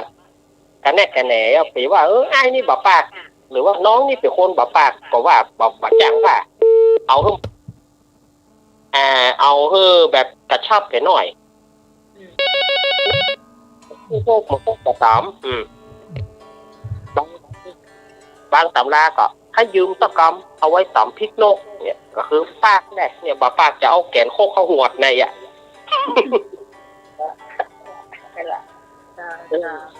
เจ้าน้องไม้ เอาแม่ แม่ แม่แดง แม่แดง จะทำกันทำมันได้ตะเกียนก็หาแว่นตา อันปั๊บไปถึงมันอ่ะปั๊บเป็นหน้าอย่างอ๋อ ปั๊บ ดีมันมาหากะแว่นตาก็หาแว่นตาปั๊บไปถึงมันกำมือเก่านะ แม่เป็นทิพย์กันเนอร์แบบคนเล่นตกเข้ามาเนาะ ปั๊บกับปีดอ่ะน้องไหม นะ ปั๊บตึงปีดมันกู้กันน่ะ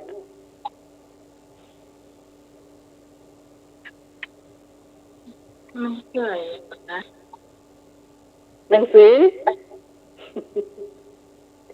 หนังสือเสียงแว่นตาแต่ก่อนต้นห้องปั๊บมาแจ้งหนังสือดินสอนี่เป็นห้องปีดเนาะ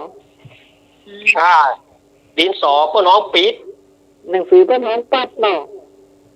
หนังสือนี่ห้องปั๊บ นั่นแหละ ถ้า แม่ก็เมาว่าจะอ่านแว่นตาเป็นว่ามันปั๊บถึงมัน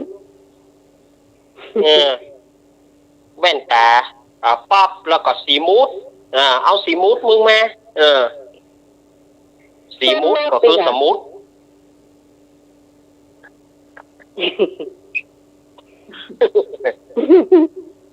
คนเท่าบักเก่าแล้ว เอาสีมูดมาปั๊บก็มีอันนั้นเลยป้นบะหมี่บะหมี่ถุงใส่หนังสือป้นเอาใส่ผ้าโป๊กไปเนาะเอาผ้าแดงโป๊กเห็นลูก เอาปั๊บแล้วกันอันอย่างก็มันมีเหมือนกันนะ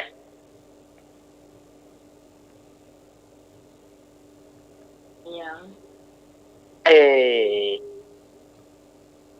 ว่าแล้วเอาวันนี้เนอะแล้วขีดเอาไม้ทัดเข้าทาบพันไม้ทัดก็คือไม้บรรทัดนั่นนะเอาไม้ทัดเข้าทาบพัน เรื่องมันได้กี่แถวนี่อันนี้ก็วันนี้เพื่อนนักเรียนเขียนกอไก่เต็มหน้ากระดาษแล้วครูจะไปสอนห้องอื่นก่อนเดี๋ยวปิกมาใหม่เกิดบ่มีน้องหมายสุมาเตะซุปก๊อบแก๊บเอาเกิดบ่มีเนาะซุปก๊อบแก๊บเอาเจ้าเปิ้นแปลงก๊อบแก๊บหรอ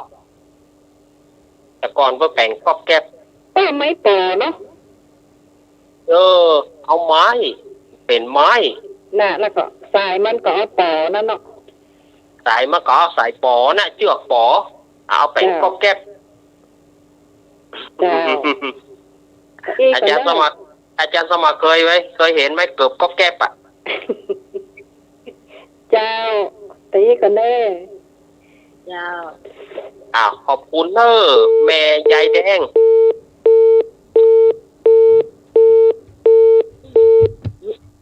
คำว่าก็แก็บ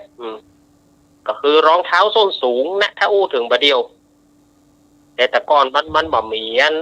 รองเท้าแต่งเอา เจ้า ก็ลงแข่งนะแข่งสายเข้าไปก็แต่เดินละ ฮะไอ้ยังก็เจ้า เก็บก็แก้กันแหละ ก็แก็บเนาะแม่จันทิพย์เนาะ เขาเอาสายชุบวนจะลงมานานนาการเดินอ่ะ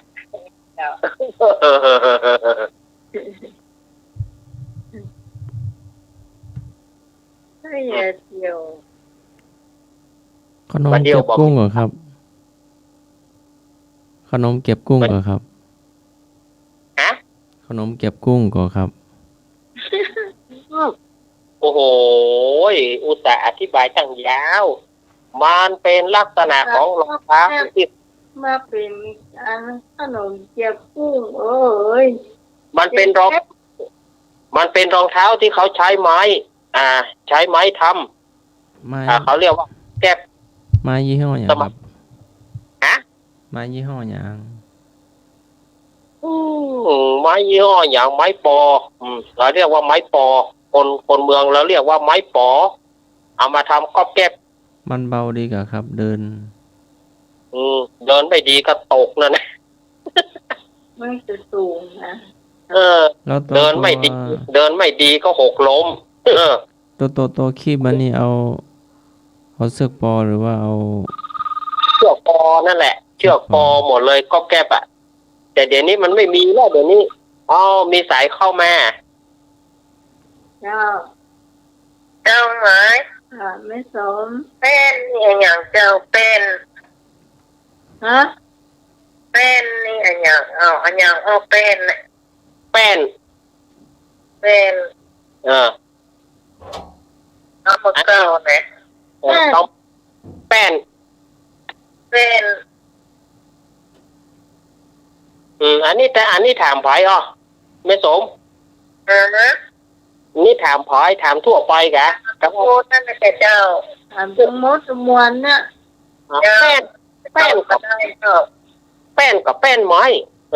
เอามาแปะเปิ้นเอามาเลื่อยแปลงแป้นขนาดน้อยขนาดย่อย หน้า6หน้า8หน้า10นี่เนาะ ใช่เจ้ามันจะเส้นไม้นะเจ้า นะ มันจะเส้นไม้เจ้า ตัดหมู มันจะเส้นไม้นะ เส้นมือ เป็นสนวนเป็นเนี่ยเจ้า เส้นยังได้อ่ะ ที่เปิ้นเอานั่นนะกะที่เปิ้นเอาเล่นฮอตนะกะแม่นก็ ไม่ได้เจ้า ได้จ้ะ ใช่ แป้นชนวนน่ะแป้นชนวนน่ะแป้นที่เปิ้นเอายิ้ม หรือว่า แป้น แป้นเอาขีด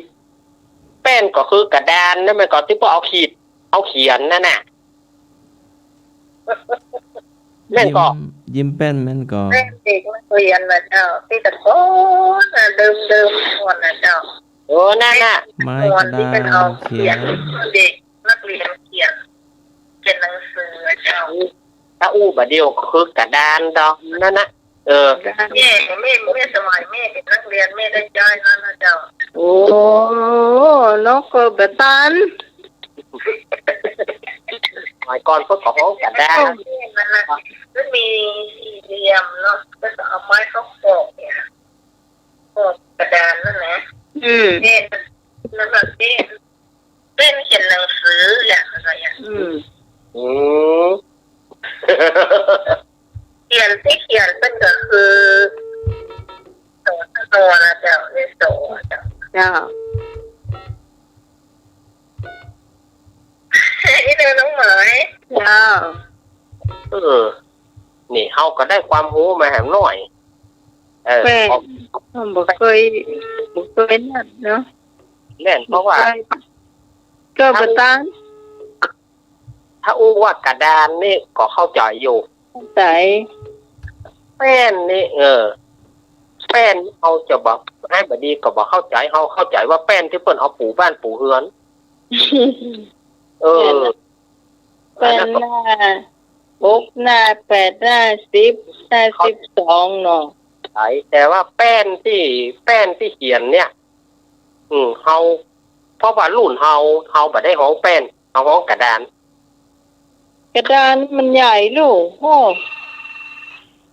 หมู่เฮาก็ยังฮ้องว่ากระดานนะเฮาก็ฮ้องกัน อ้าว นี่แล้วออนกันละให้ละก็อยู่อย่างก็พอว่าดิต้องคิดดูเท่าไหร่ จ้า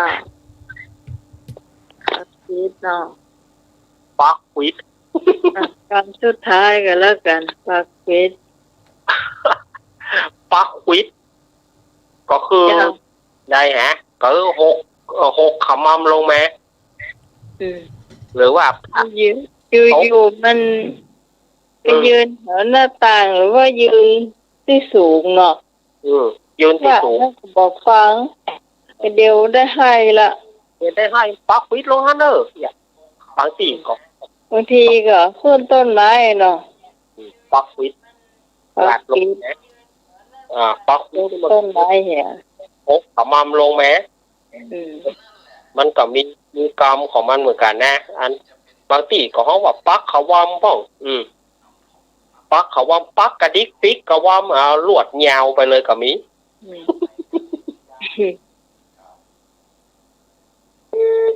มันจะมีอยู่ขั้นเห็นกรรมนะปิกลิกป๊อกล็อกนี่นะปิกลิกป๊อกล็อกปิกปอกล็อกนี่ จ้า ปิกปอกล็อกนี่เปิ้นก็มันก็เป็นเทียบกรรมนี่เหมือนกัน มีสายมาเนอะ ปิกลิกป๊อกล็อกตัวไม่ค่อยนิดอยู่หัวหนอกจิมจี้จิมจีดปิกลิกป๊อกล็อก ใช่ไหม เจ้า ปักคลิปก็หยอดนี่เหมือนกันก่อน ฮะ ปักคลิปก็หยอดลงมานี่เหมือนกันก่อนหยอดลงมาเนี่ยกับปักคลิปเหมือนกันก่อน มันเป็นเหมือนใหญ่ปักฟีดนี่มันอาจจะลงในท่าไหนก็ได้เนาะ หยอดหรอ แต่ว่าถ้าเหยียดมันยาวหรอ หยอด ยาวลงไปเลย หรือว่าเพลิดเนี่ยยาวละเอียดหรอ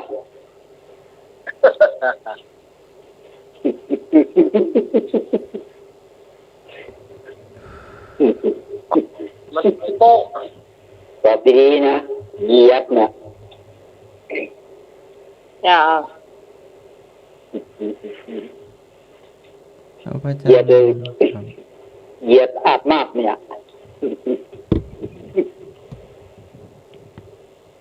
อู้ไปอู้มาก็อยากกินข้าว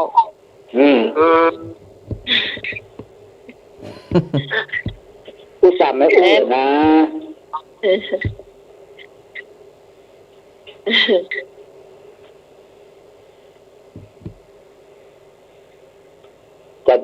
จะสมัครว่าไง เอาพระอาจารย์พระครูสมุวิศวะถามมาเนาะ ว่า ปิ้นจะลิ้นปิ้นจะลิ้นพิมพ์ในกระดาษมา อาจารย์สำเนียงรับตอบที่พิจลินสายความว่างใดสารวัตร พิจารณาก่อน พิจลินเนี่ย ความว่าเหมือนกับเฮาตีลังกานะคะ อกคาเมนตีลังกากลับหัวกลับหางปีนกับลิ้นลง พระอาจารย์นอนตกเตียงกะ เหมือนกับเรา ครับผม ขับรถ เอา ข้าม รถ เลนน่ะ ลงห้องเนาะ ฮะ ขับรถข้ามเลนน่ะขับรถข้ามเลนพิจลินอยู่ฝั่งปุ๊บ โอ้ มันก็เลยเหี้ยอาบมากนอนเหยียบจะลาด กิ้งไก่ปิ้นแต่ว่า นั่นแหละ เจ้า แล้วก็เดี๋ยวมันมีราคานะครับ ผม เจ้า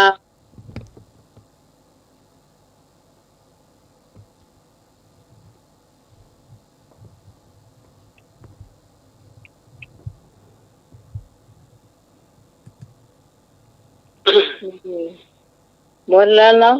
ทำมาเก่า ครับเมนคำอุ้มอุ้ม อุ่น อุ้ม อุ่น อุ้ม แก ไว้ ง อุ้มไว้อ่ะ มีตัวอย่างพ่องลุง อุ้ม มีตัวอย่างพ่องภาษาไทย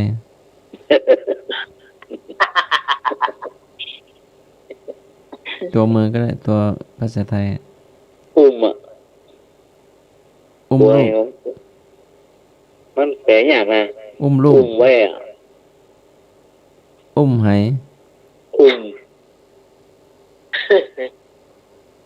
ซุ่มไก่ อุ้มนะ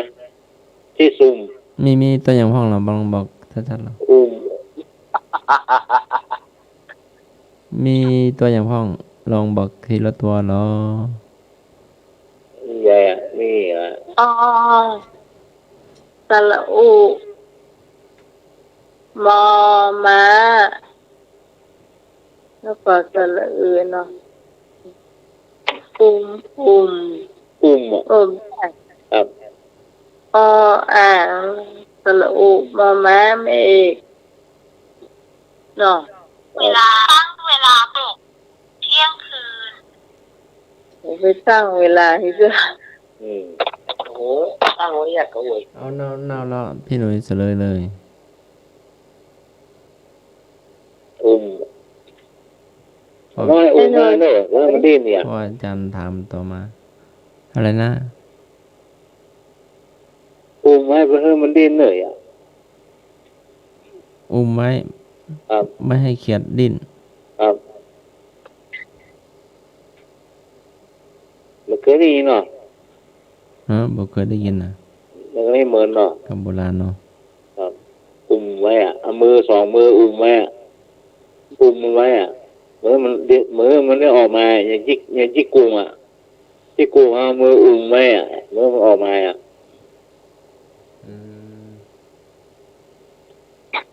อย่างยับจิกกุ้งเลยเนาะเอามืออุ้มไว้อ่ะอุ้มมันไว้อ่ะเหมื่อนมันดิ้นอ่ะเหมื่อนมันออกมาอ่ะ เจ้าต่อไปเราจะไปอย่าอ้อนแล้วนะเจ้าเนาะ พระอาจารย์ถามมาอีกคำเนาะเมิบจะเลิกพระอาจารย์พระครูสมุ พวก วิ เส สุ ร็ ท จ ธ์ แล้ว ถาม นี่ก็ มาน อนคว่ เมิบจะ ำ เลิก คว่ำแล้วก็เอามือวางที่กลางเงยหน้าขึ้นมาหน่อย อันนี้คือหมึกเจริญ เมื่อจะเลิกเขียนจะหมายล่ะเมื่อจะเลิกเขียนจะหมายแม่ขอตังค์200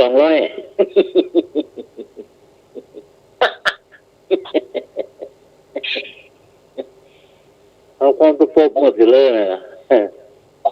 หมอที่ใครย้องอกเลยแล้วเนาะ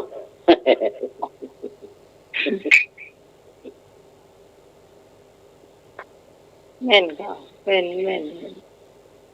ความเข้าใจเฮาเคยอ่ะเนาะแน่นอน จะเลิกติดไฟไกลก่อนจะเข้ามุงนอน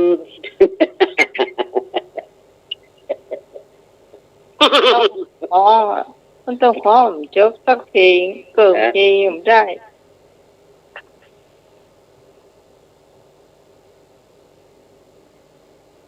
อะไรเอ่ยล่ะ เนี่ย ครับ อ้อเลยมา อะไร เว เอ่ ลาย นักละ อะไรเอ่ยก้นแดงขี้ไหล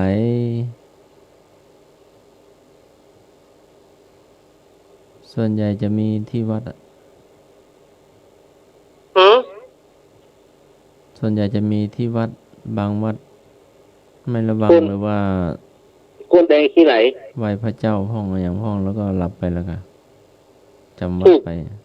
ถูกต้อง ต้องระมัดระวังเนาะบางทีไหว้พระทำวัดสวดมนต์ไป ครับ ต้องดูจนดับอ่ะเนาะ แล้วอีกขี้ตัวเก่า เก่งขี้ตัวเก่า แล้วกี่ขี้ตัวเก่า กินขี้ตัวเก่า ครับ ไอ้ยังมันว่ากินขี้ตัวเก่า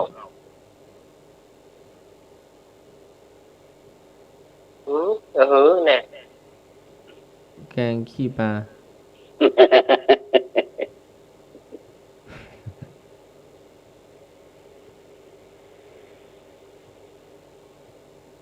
น้ำตก อยู่ในวัดเหมือนกันละ น้ำต อก ยู่ใน ขี้ วัด หมู อยู่ ไห ใน ล บ้านเหมือนกันละเนี่ย น้ำตกขี้หมูไหลก็คนละอย่างเนาะ คนละอย่าง มัน เนาะ ไอ้อ้อนละล่ะไป นี่อยู่ในวัดเหมือนกันละอยู่กู้อย่าอยู่กู้ตะเกีย ขี้หมาขี้แมวขี้ทูบขี้เทียน ขี้เทียนเนี่ย ขี้เทียนว่าจะได้นะคำถามว่าจะได้นะ แล้วขี้ตัวเก่าอ่ะ อ๋อ ขี้เทียนเลยค่ะตามแล้วก็ตามกินไปเรื่อยๆค่ะอ๋อ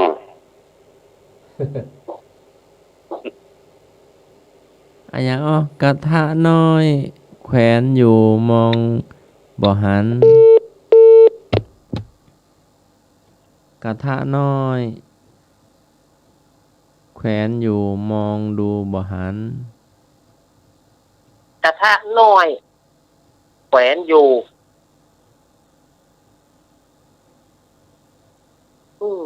กองหูเฮา ฮะ กองหูเฮาเนี่ย ถูกต้องอะอย่างอ้อกดหัวท้องป่อง หืม กดหัวท้องป่อง ปวดหัว ท้องปอง ครับผม อะไรอ่ะเดียวกันเลยปวดหัวและท้องปองนี่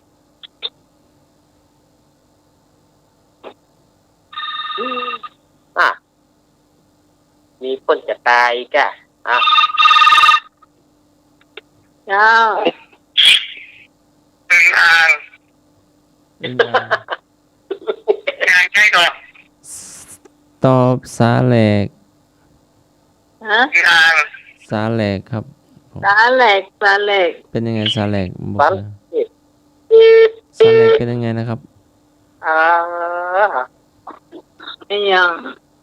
สาแหลกมันเป็นยังไงครับผม เขาใช้หาบไงสมัยก่อนๆนะ อืม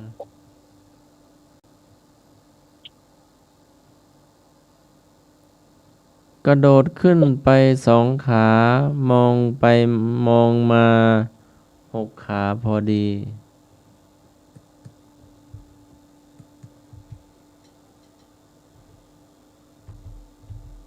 อะไรก็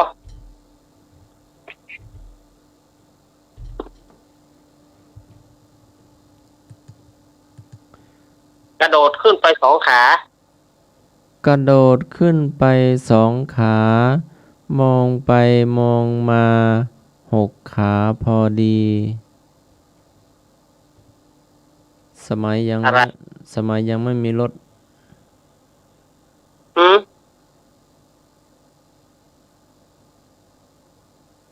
รถสี่ล้อ รถ10 ล้อ รถหกล้อ สมัยยังไม่มีรถนะ มีเกวียน มีวัว มีควาย แล้วมีอะไรอย่างแฮมเขาไปไวมากนะ เวียน เขาไปไวมากนะวิ่งพอๆกับรถนั่นน่ะ มา เอารับสายนี้ก่อนเนาะ เจ้า เจ้าหัวเจ้า ล้องัว หมายตอบว่าม้า ม้าหนาไม้ถูกเกิงหนึ่ง ม้าเทียมเกวียน คนขี่ม้า หรือ อ๋อ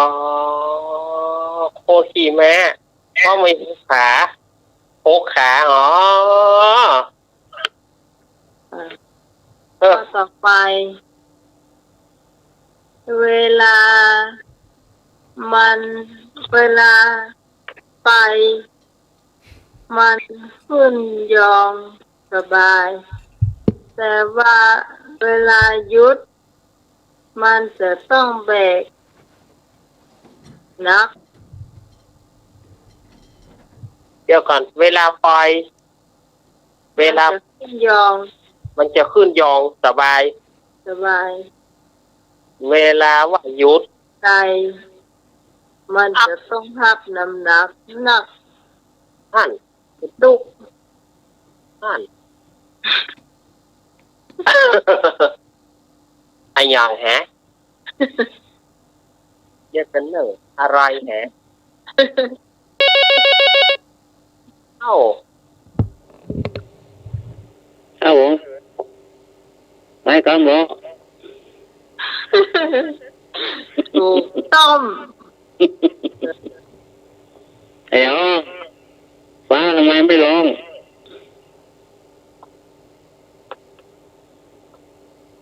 นะ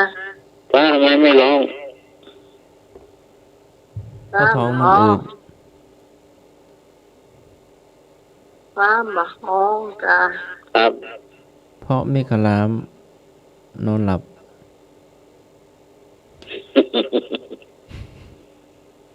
ฟ้าทำไมไม่ร้อง เพราะท้องมันอืดทำไมท้องมันอืดเพราะข้าวไม่สุก ฟ้ามาห้อง ครับฟ้าทำไมไม่ร้อง ตุกโกนมักมาตกไม่ห้องได้ใหญ่อ่ะ โอ้ฝนมาตกมันก็ห้องตกก็มาห้องเนี่ยตกก็มาห้องมาตกก็มาห้องเนี่ย แบบใส่อ่ะ ฮะ ใช่ นี่กวนเนอะ ควรกับป้ากับที่กองกีด เรื่องให้ไปทางประเทศปูนเอาไปซื้ออื่นกะ เอาไปแล้วโดนลูก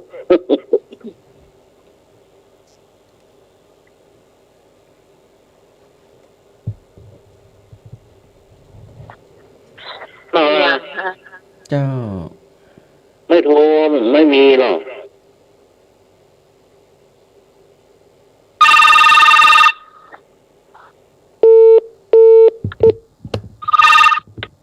เจ้า ป้าอะไรที่มีเราป้ามือกันแล้วอะ เอาวิทยุนะแม่เจ้าอย่างก็ไหนก็แม่ว่าอย่างก็เจ้า ได้ยินคนไทยว่าป้าอะไรไม่ร้องกับป้ามือกัน แม่เบาวิทยุเนอะเสียงกล้องเนอะ ขณะนี้เวลา5:45 นาที เดี๋ยวเวลามันน้อยเดียวเนอะเจ้า มีรอบแยกก็ ก็มีแล้วให้อย่างอ้อเนาะ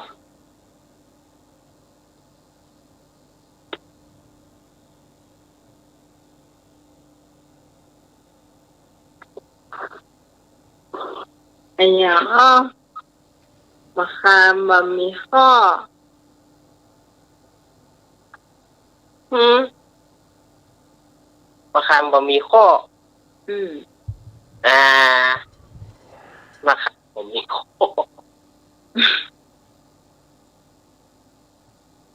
มะขามข้าวเหนียว มะขามโตนเพราะมันมีอันเดียวอะนะ จ้ะ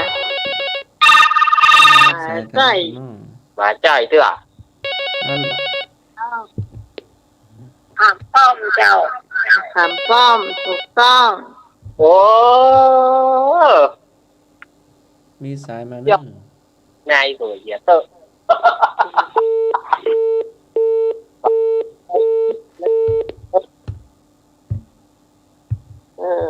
บะขามป้อมมนแควกนี่แก เกลือยำบะหมี่บะเขือบะหมี่น้ำเจ้า ปลาเครือบะหมี่น้ บะเขือปกติมันจะ มะ มี เขือ น้ำนะ พวง โอ้ละละมันไปเก็บมาโดดเกาะไปรอนะเจ้า เสียต้มเจ้า ฮะ เสียต้มเจ้า เขือส้มเจ้าถูกต้อง ำเออ เขือส้ม อย่างกลมเหมือนพระจันทร์ออกลูกตั้งพันเหมือนกันทุกตัว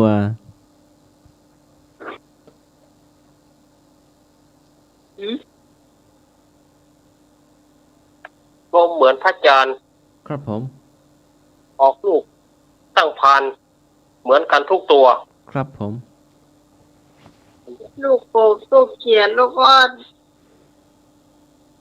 เพิงว่ะ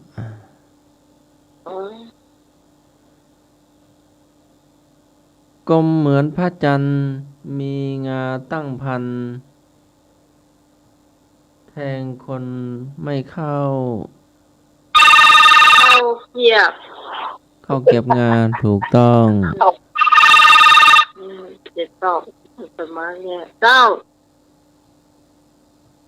เอาเสียบนะเจ้า จะเอา ถูกต้อง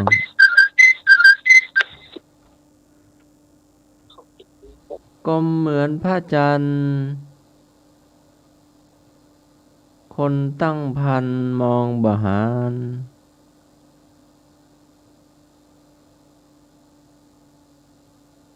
กลมเหมือนพระจันทร์คนตั้งพันมองบหารอะไรอย่างผม อยู่ตังบนหรืออยู่ตังลุ่ม อยู่ตังบน อยู่ตังบน ตัวแดงๆข ม ด ดแดงไข่มดแดง ถูกต้องไข่มดแดง เขาก็ยังหานอยู่นี่เขายังเอาไปกินอยู่นี่ ตอน เขา ม ก็ อง ยัง ไปตอนมองไปบ่หันไข่อยู่ในหัง ครับผม พระอาจารย์พระครูถามรถอะไรเอ่ยรถอะไรเอ่ยรถอะไรเอ่ยที่ไม่เสีย รสดี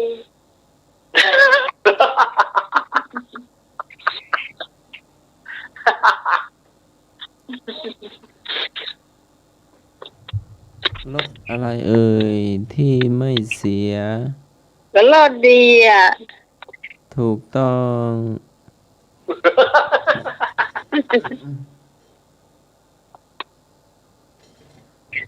กลมเหมือนกระบอก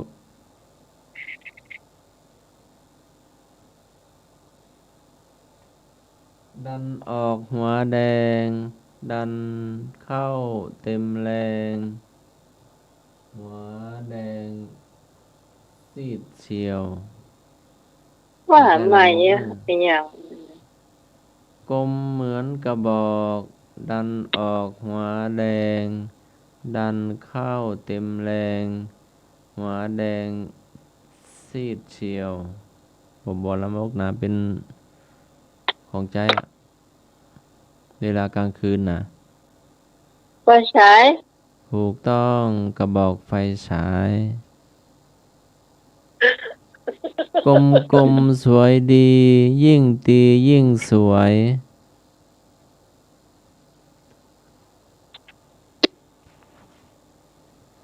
กลมยิ่งกลมสวยดี ยิ่งตียิ่งสวย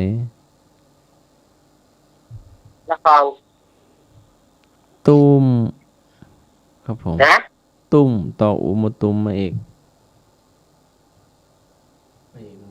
ตัวน้อยไม่ค่อยเห็นเนาะตุ้มเหรอครับ ตุ้มเป็นยังไง ตุ้ม ครับ ตุ่มที่เพิ่นรักษาก็ได้ ต่อเต่าสระอุมอม้าไม่เอกหรือว่าไม่ตีเนี่ยมองไม่ตัวมัน น่าจะตุ้มอย่างนั้นนะกะ อืม ตุ้มที่เปิด ยักษ์น้ำเมืองน่ะ เออ มันน่าจะแม่น ถ้าตุ้มนะตุ้มมาไก่มีอย่างนั้นอันนี้ หรือว่าลูกตุ้มที่มันตีนาฬิกานะอีก ไม่รู้อ่ะเนออันนี้นะ นะคะมา กลมล่างกลมบนมีขนตรงกลาง ไม่ละมกนะเป็นอวัยวะที่สำคัญในร่างกายเราอะ ว่าใหม่ กลมล่างกลมบนมีขนตรงกลาง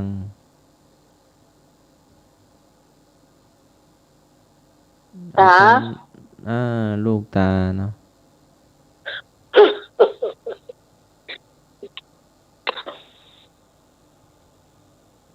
กลมเป็นมันคนใช้ทุกวัน เชื่อมันหน้าหัว กลมเป็นมันคนใช้ทุกวัน ชื่อมันหน้าหัว อันยังอันนี้ ผมบอกเข้าใจคำถามนะ กลมเป็นมันคนใช้ทุกวัน ชื่อมันหน้าหัวเราะ กลมเป็นมัน คนใช้ทุกวัน ชื่อหน้าหัวเราะ ครับผม ชื่อหน้าหัว แต่หมักมาเติมหัวเราะนะ ชื่อหน้าหัวอันยังหือน่ะ ก่อนสามเณรอาจารย์ละก่อนที่จะทำวัดสวดมนต์ก็ต้อง จุดเทียนจ้ะก็ได้ ขันน้ ขันน้ อ๋อ ำอืมขันน้ นี่อัน ำ เตรียมไป ถามพ่อง ใส่ เนาะ จะให้หัวมละ เปลี่ยนกันถามพ่องเนาะ เจ้า ครับไปยังเนาะอันนี้มันที่ลามกเนอะหัวยังเนาะว่าขา หัวน้อย ำโอ้โห หัวน้อยแม่น หั บ่ วควายมันดูดนมแม่มัน ถูกต้อง เลี้ยงวัวเลี้ยงควายมาก่อนเนาะลุงหนุ่ย ไอ้เนาะมะเขือยังชอบฟังท กระเทศ ำ เหรอ ครับ บอก ไอ้เนาะปากกาเนี่ยมันงามที่สุด มะขามมะว่าข้อแค่ ไอ้เนาะไม่ปากกามันงามที่สุด ปากกามางามที่สุดปากกามข้อเดียว ครับ มะขามข้อเดียว มันมีข้อเดียวอ่ะ มันมี ได้กะมันน้อยเหรอให้กินน้อย เจ้า ว่ามาว่าบ่เหอะเบอก ลมแต่ปากก้นล้ำเกือกพื้นยามเย็น ฮะ กลมแต่ปากก้นล้ำเกือกพื้นยามเย็น ของใจในครัว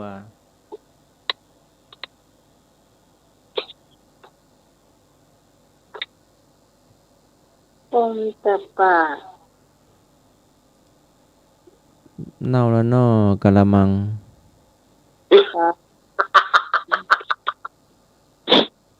มีให้ตอบน้อง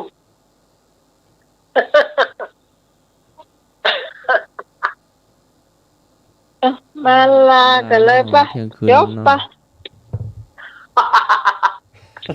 เนาะ ก็ที่ขาละ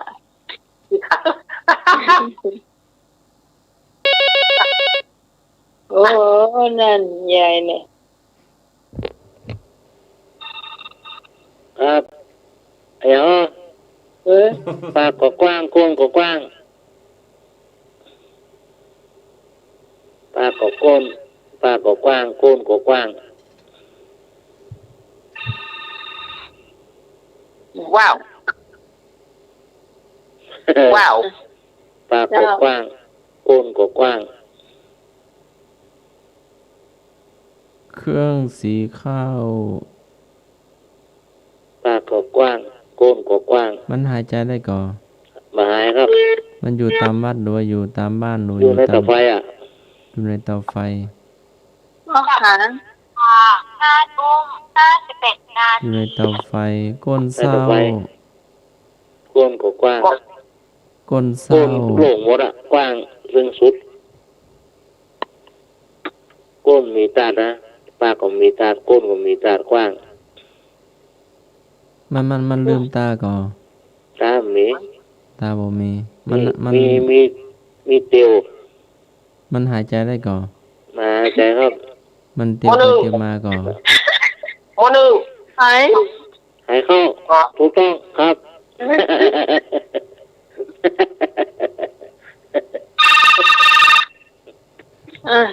มาเอาอย่าเจ้าวันใด เจ้าให้เข้าเจ้า เจ้า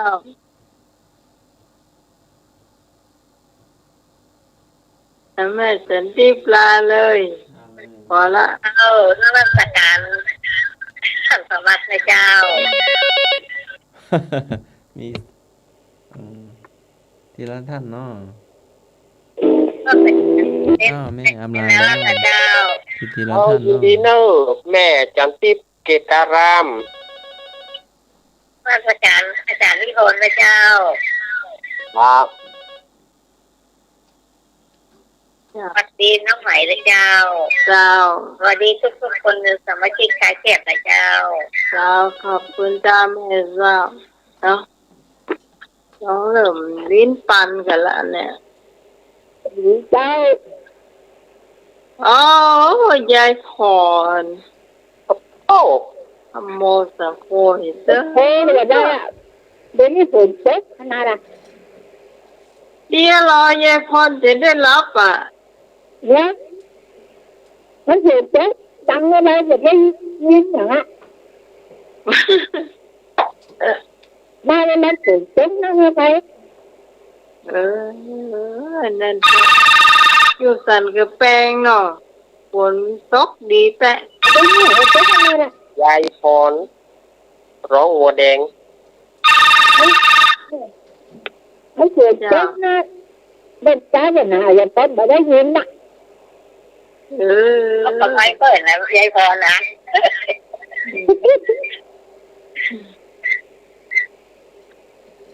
จ้าไอ้พ่อการเปิดไหนใหญ่น่ะ ขนาดเล่นเจ๋อมันก็ดีเลยนะ จ้าเดี๋ยวรับลืมตื่นยายพร เจ๋อเจ้าอ่ะ รับลืมตื่นแก ตุ่มลองอ่ะ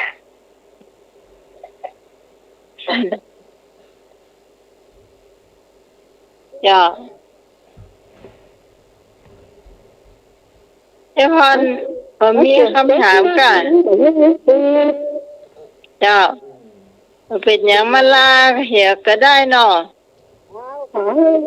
มีชุดแม่คุณผู้คน เจ้า ไม่ยากเนี่ยลูกนี่เจ็บไม่ยากเนี่ย โอ้สาธุ วันแม่ ได้ซื้อสักบาท ไม่หาไม่ได้ไอ้พอเจ้าคนน่ะ เจ้า มันสวยเจ๊มามันเหมือนนี่คือมีไหน เจ้าเป็นอย่างยายพรเดี๋ยววันเสาร์ตีหน้าก็ยังมาอยู่เนาะ เจ้า เจ้า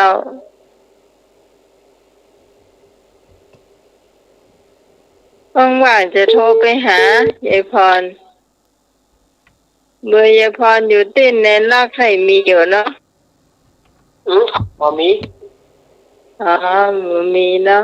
พอมี มีสายมานั่ง มาเนี่ยคุณผู้ฟังที่ยังมารับมานอนเต้อเจ้ามาลานก่อนเนอะ เจ้าน้องไม้ แม่แดง ฟังปัญหาก็แค่เข้าใจเลยมานั่งอยู่เนี่ย เป็นนั่น เช้าแกรบนมัสการท่านอาจารย์ ท่านสมัคร เจ้า เป็นรักเนาะ ครั แล้ว บ ก็ท่านนิพนธ์สวัสดีน้องใหม่ไปเด้อค่ำคืนนี้นอนหลับฝันดีเด้อวันผูกเลยเหมือนกันเด้อ เจ้า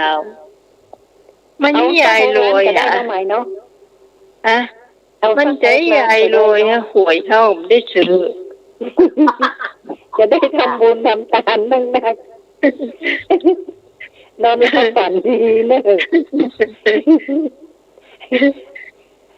วันนี้หลับดึกไปได้โมโหเจ้าน้องหมาย เจ้าเนี่ยคือหมู่เฮาชมรมสมาคลายเครียดเนี่ยนั่นแหละเจ้า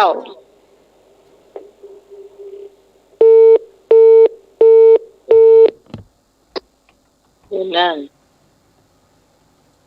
ไอ้เมฆหนองเขียวว่าใด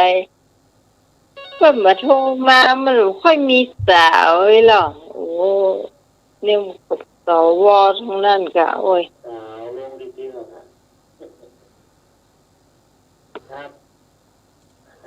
ครับท่านสมัครครับผม เจ้า ท่านนิรักษ์ครับผม ครับ อาจารย์นิพนธ์นะครับสวัสดีเป็นไรครับสมาคาแค่ทุกท่านนะครับ รับดีฝันดีนะครับไว้สาวครับอันผูกนักไว้เนอะผูกบทผูกนักไว้นั่นน่ะ ถ้าเราวันเป็นพี่ไอ้หนุ่ยเขาจะอายุเท่าไหร่เนี่ยฮะ ร้อยสาวเลยค่ะ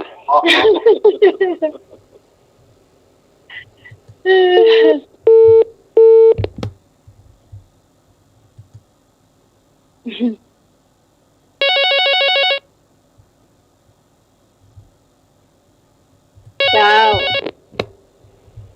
เจ้าน้องหมายโทรมาละบึด อะ ไอ้อย่างก็ไอ้เมฆ ไอ้แม่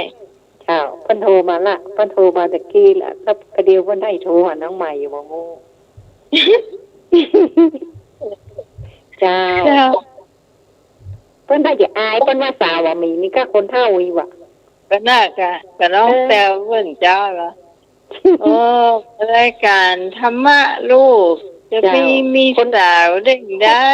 คนเท่าเนี่ยก็ดีเนาะได้บุญน่ะเนาะ นะคะ เจ้า แต่อย่างน้อยที่สุดนี่เขาก็จริงใจล่อไม่มีการหลอกลวงนะคะ เพิ่นโทรมาตะกี้แล้วโทรมาหายายเนี่ยเจ้า เจ้าเจ้าโอ้กันไปหรอเหรอเนาะไอ้เมฆเนาะขอบคุณนักที่เป็นไอ้บ่าวที่แสนดีท่านหนึ่งแล้วเจ้าหูจักมาเป็น2 ปีแล้วก็3 ปีแล้วก็หาเนาะตั้งแต่สมัยโอ้เมื่อแล้วก็หาเนาะตั้งแต่สมัยไม่ได้จัดรายการเลิกกะก็เพลงกันมาตลอดแล้วก็รู้จักกันมา เลยติดตามลำตัวมาแต่ว่าเพิ่นบอกว่ารายการนี้มีแต่คนเฒ่าอีหรอกธรรมดามีคนหนุ่มก็ไม่ค่อยมีเจ้า ดาวกลับภาษาพระอาจารย์ท่านพระครูสมุทรวิสุวัฒน์วรกิจโยดาวกลับภาษาท่านสมาเจ้า เจ้า กลับภาษาลูกเนรราชเจ้ากลับภาษาพระอาจารย์นิพนธ์เจ้าสวัสดีเจ้าไหม เจ้า ใครทุกท่านเจ้าคืนนี้รับดีฝันดี พรุ่งนี้มีโชคกันทุกคนนะรวยเจ้าราตรีสวัสดิ์นะเจ้า เจ้าไอ้พงษ์รับไปหรือยังเนาะไอ้พงษ์มาเด้อไอ้ยังมารับเถอะไอ้พงษ์มาเด้อ มีไม่หน่อยเหรอ นะครับ โอ้ เออมาเจมาลาก่อนโอ้นู่นรับแล้วอ่ะ รับเสียครับ รับอยาก ไหนรับเดินแถมเมียแล้ว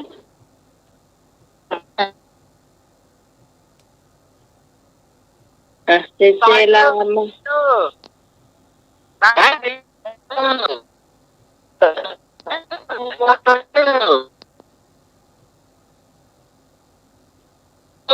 โอ้สวัสดีน้อยน้อง เกี่ยวกับการได้ก็ ก็ดี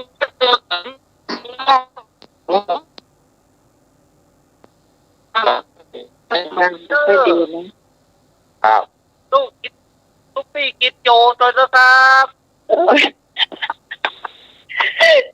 อาจารย์วิสุวัฒน์ อาจารย์ที่รู้ เอ ว่า นี่กะที่ห้องนี่ก็พอละพี่กิโตเลย โอ้ยนะครับ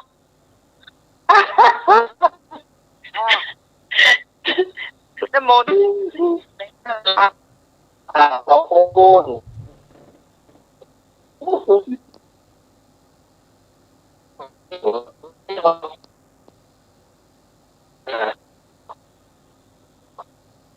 จบหรือยังเนี่ยเรากำลังฟังเนี่ย ไปแล้ว ฮะ จบแล้ว จบ จบแล้วนะสองเจเนาะ สองเจจบแล้ว ได้ฉายาใหม่แล้วนะ สองเจ สองเจ เจ ต่อไปสำเร็จแนวลักนะเจ้า มาถึงช่วงสุดท้ายของรายการ ขอวันพรุ่งนี้วันพระ ขอศรัทธาญาติโยมอย่าได้ละ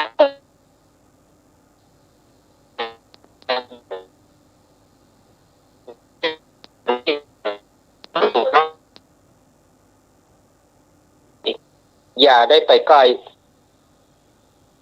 เอาแต่สิ่งที่ดีก็คือบุญเอาไปทำบุญเท่าใดเฮาย่อมได้บุญผลบุญนั้นจะตอบแทนเฮาอย่าไปลืมว่าตุเจ้าพระเนนก็ยังคอยจากศรัทธาญาติโยมคอยความหวังว่าศรัทธาญาติโยมถ้าศรัทธาญาติโยมหนีวัดเถียมดว่าทำบุญทำทานแล้วพระสงฆ์องค์เจ้าจะอยู่บ่ได้อาตมาฝากอาตมาจะฝากไว้แต่ยาหนึ่งศรัทธาญาติโยมเฮาอยู่ดีมีสุขวันพรุ่งนี้วันพระอย่าลืมเนออย่าลืมอย่าละวันโกนอย่าละวันพระอย่าขาดทำบุญตักบาตรเพื่อเป็นประจำเนอวันพรุ่งนี้ศรัทธาญาติโยมจะไปลืมว่าตื่นว่าเข้ากับมาได้เจ้ มาฟังธรรมะใครเครียด มาขายเสียดไปเจ้เข้าอย่าเนอก่อนจะรับจะนอนเจ้เข้าอย่าถ้ามัน อันอยู่ หัวฮะ กอมปิดไฟเหรอ ข้ามกลางคืนดึกเดินระวังปืนระวังไฟศรัทธาญาติโยมก็จะไปลืมเนอเจ้เข้าเจ้น้ำเหียถ้ามันมันบัดตานจะได้กับต้มน้ำร้อนเขาลวกกันเนอเขาสารนะเนี่ย ต้มน้ำร้อนลวกเลยมันได้ละแหงต้องย่านะต้มน้ำร้อนเขาลวกเอา ถ้ามันบัดตานถ้าตานก็บ่มีปัญหาเนาะศรัทธาญาติโยมว่าเล่นกันบ่ได้เนอพรุ่งนี้ขอให้ศรัทธาญาติโยมมีแต่โชคแต่ลาภปราบแปะอามิตรข้าศึกสัตว์รู้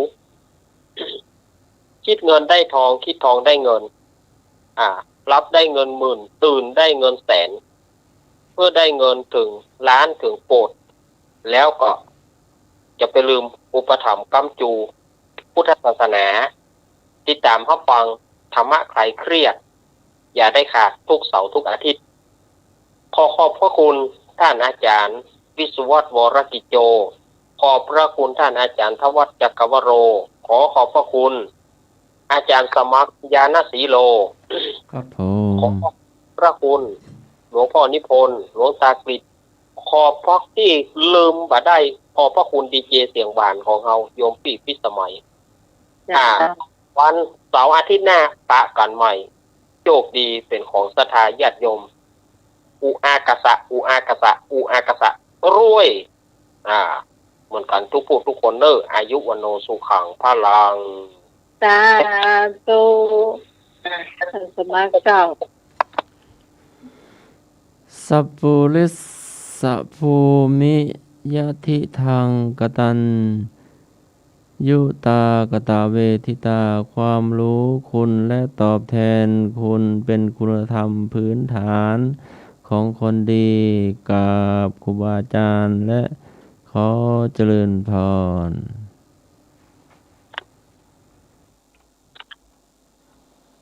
เจ้าสำหรับค่ำคืนนี้ ก็ขอคุณผู้ฟังที่ฟังรายการนอนรับฝันดีเหมือนกันทุกคน ขอบคุณคุณผู้ฟังทุกเสียงทุกสายที่มาช่วยกันจัดรายการธรรมะคลายเครียดให้ผ่านพ้นไปด้วยดี ขอบคุณพระอาจารย์พระครูสมุวิศวัตวรกิจโจผู้อำนวยการสถานีผู้ควบคุมเสียงเลือกเพลงคุณผู้ฟังได้ฟังโดยขอบคุณแห่งรอบหนึ่งที่เมตตา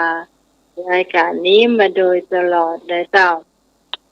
สำหรับพระเจ้าพิสมัยสุริโยดรจากบ้านดอนตาลตำบลเหมืองแก้วอำเภอแม่ริมเจ้าวันนี้ลาคุณผู้ฟังไปก่อนเราจะมาพบปะกันใหม่เสาร์อาทิตย์หน้าเจ้าตั้งแต่3 ทุ่มถึงเที่ยงคืนชื่นชอบรายการนี้อย่าลืมติดตามกันต่อไปสำหรับคืนนี้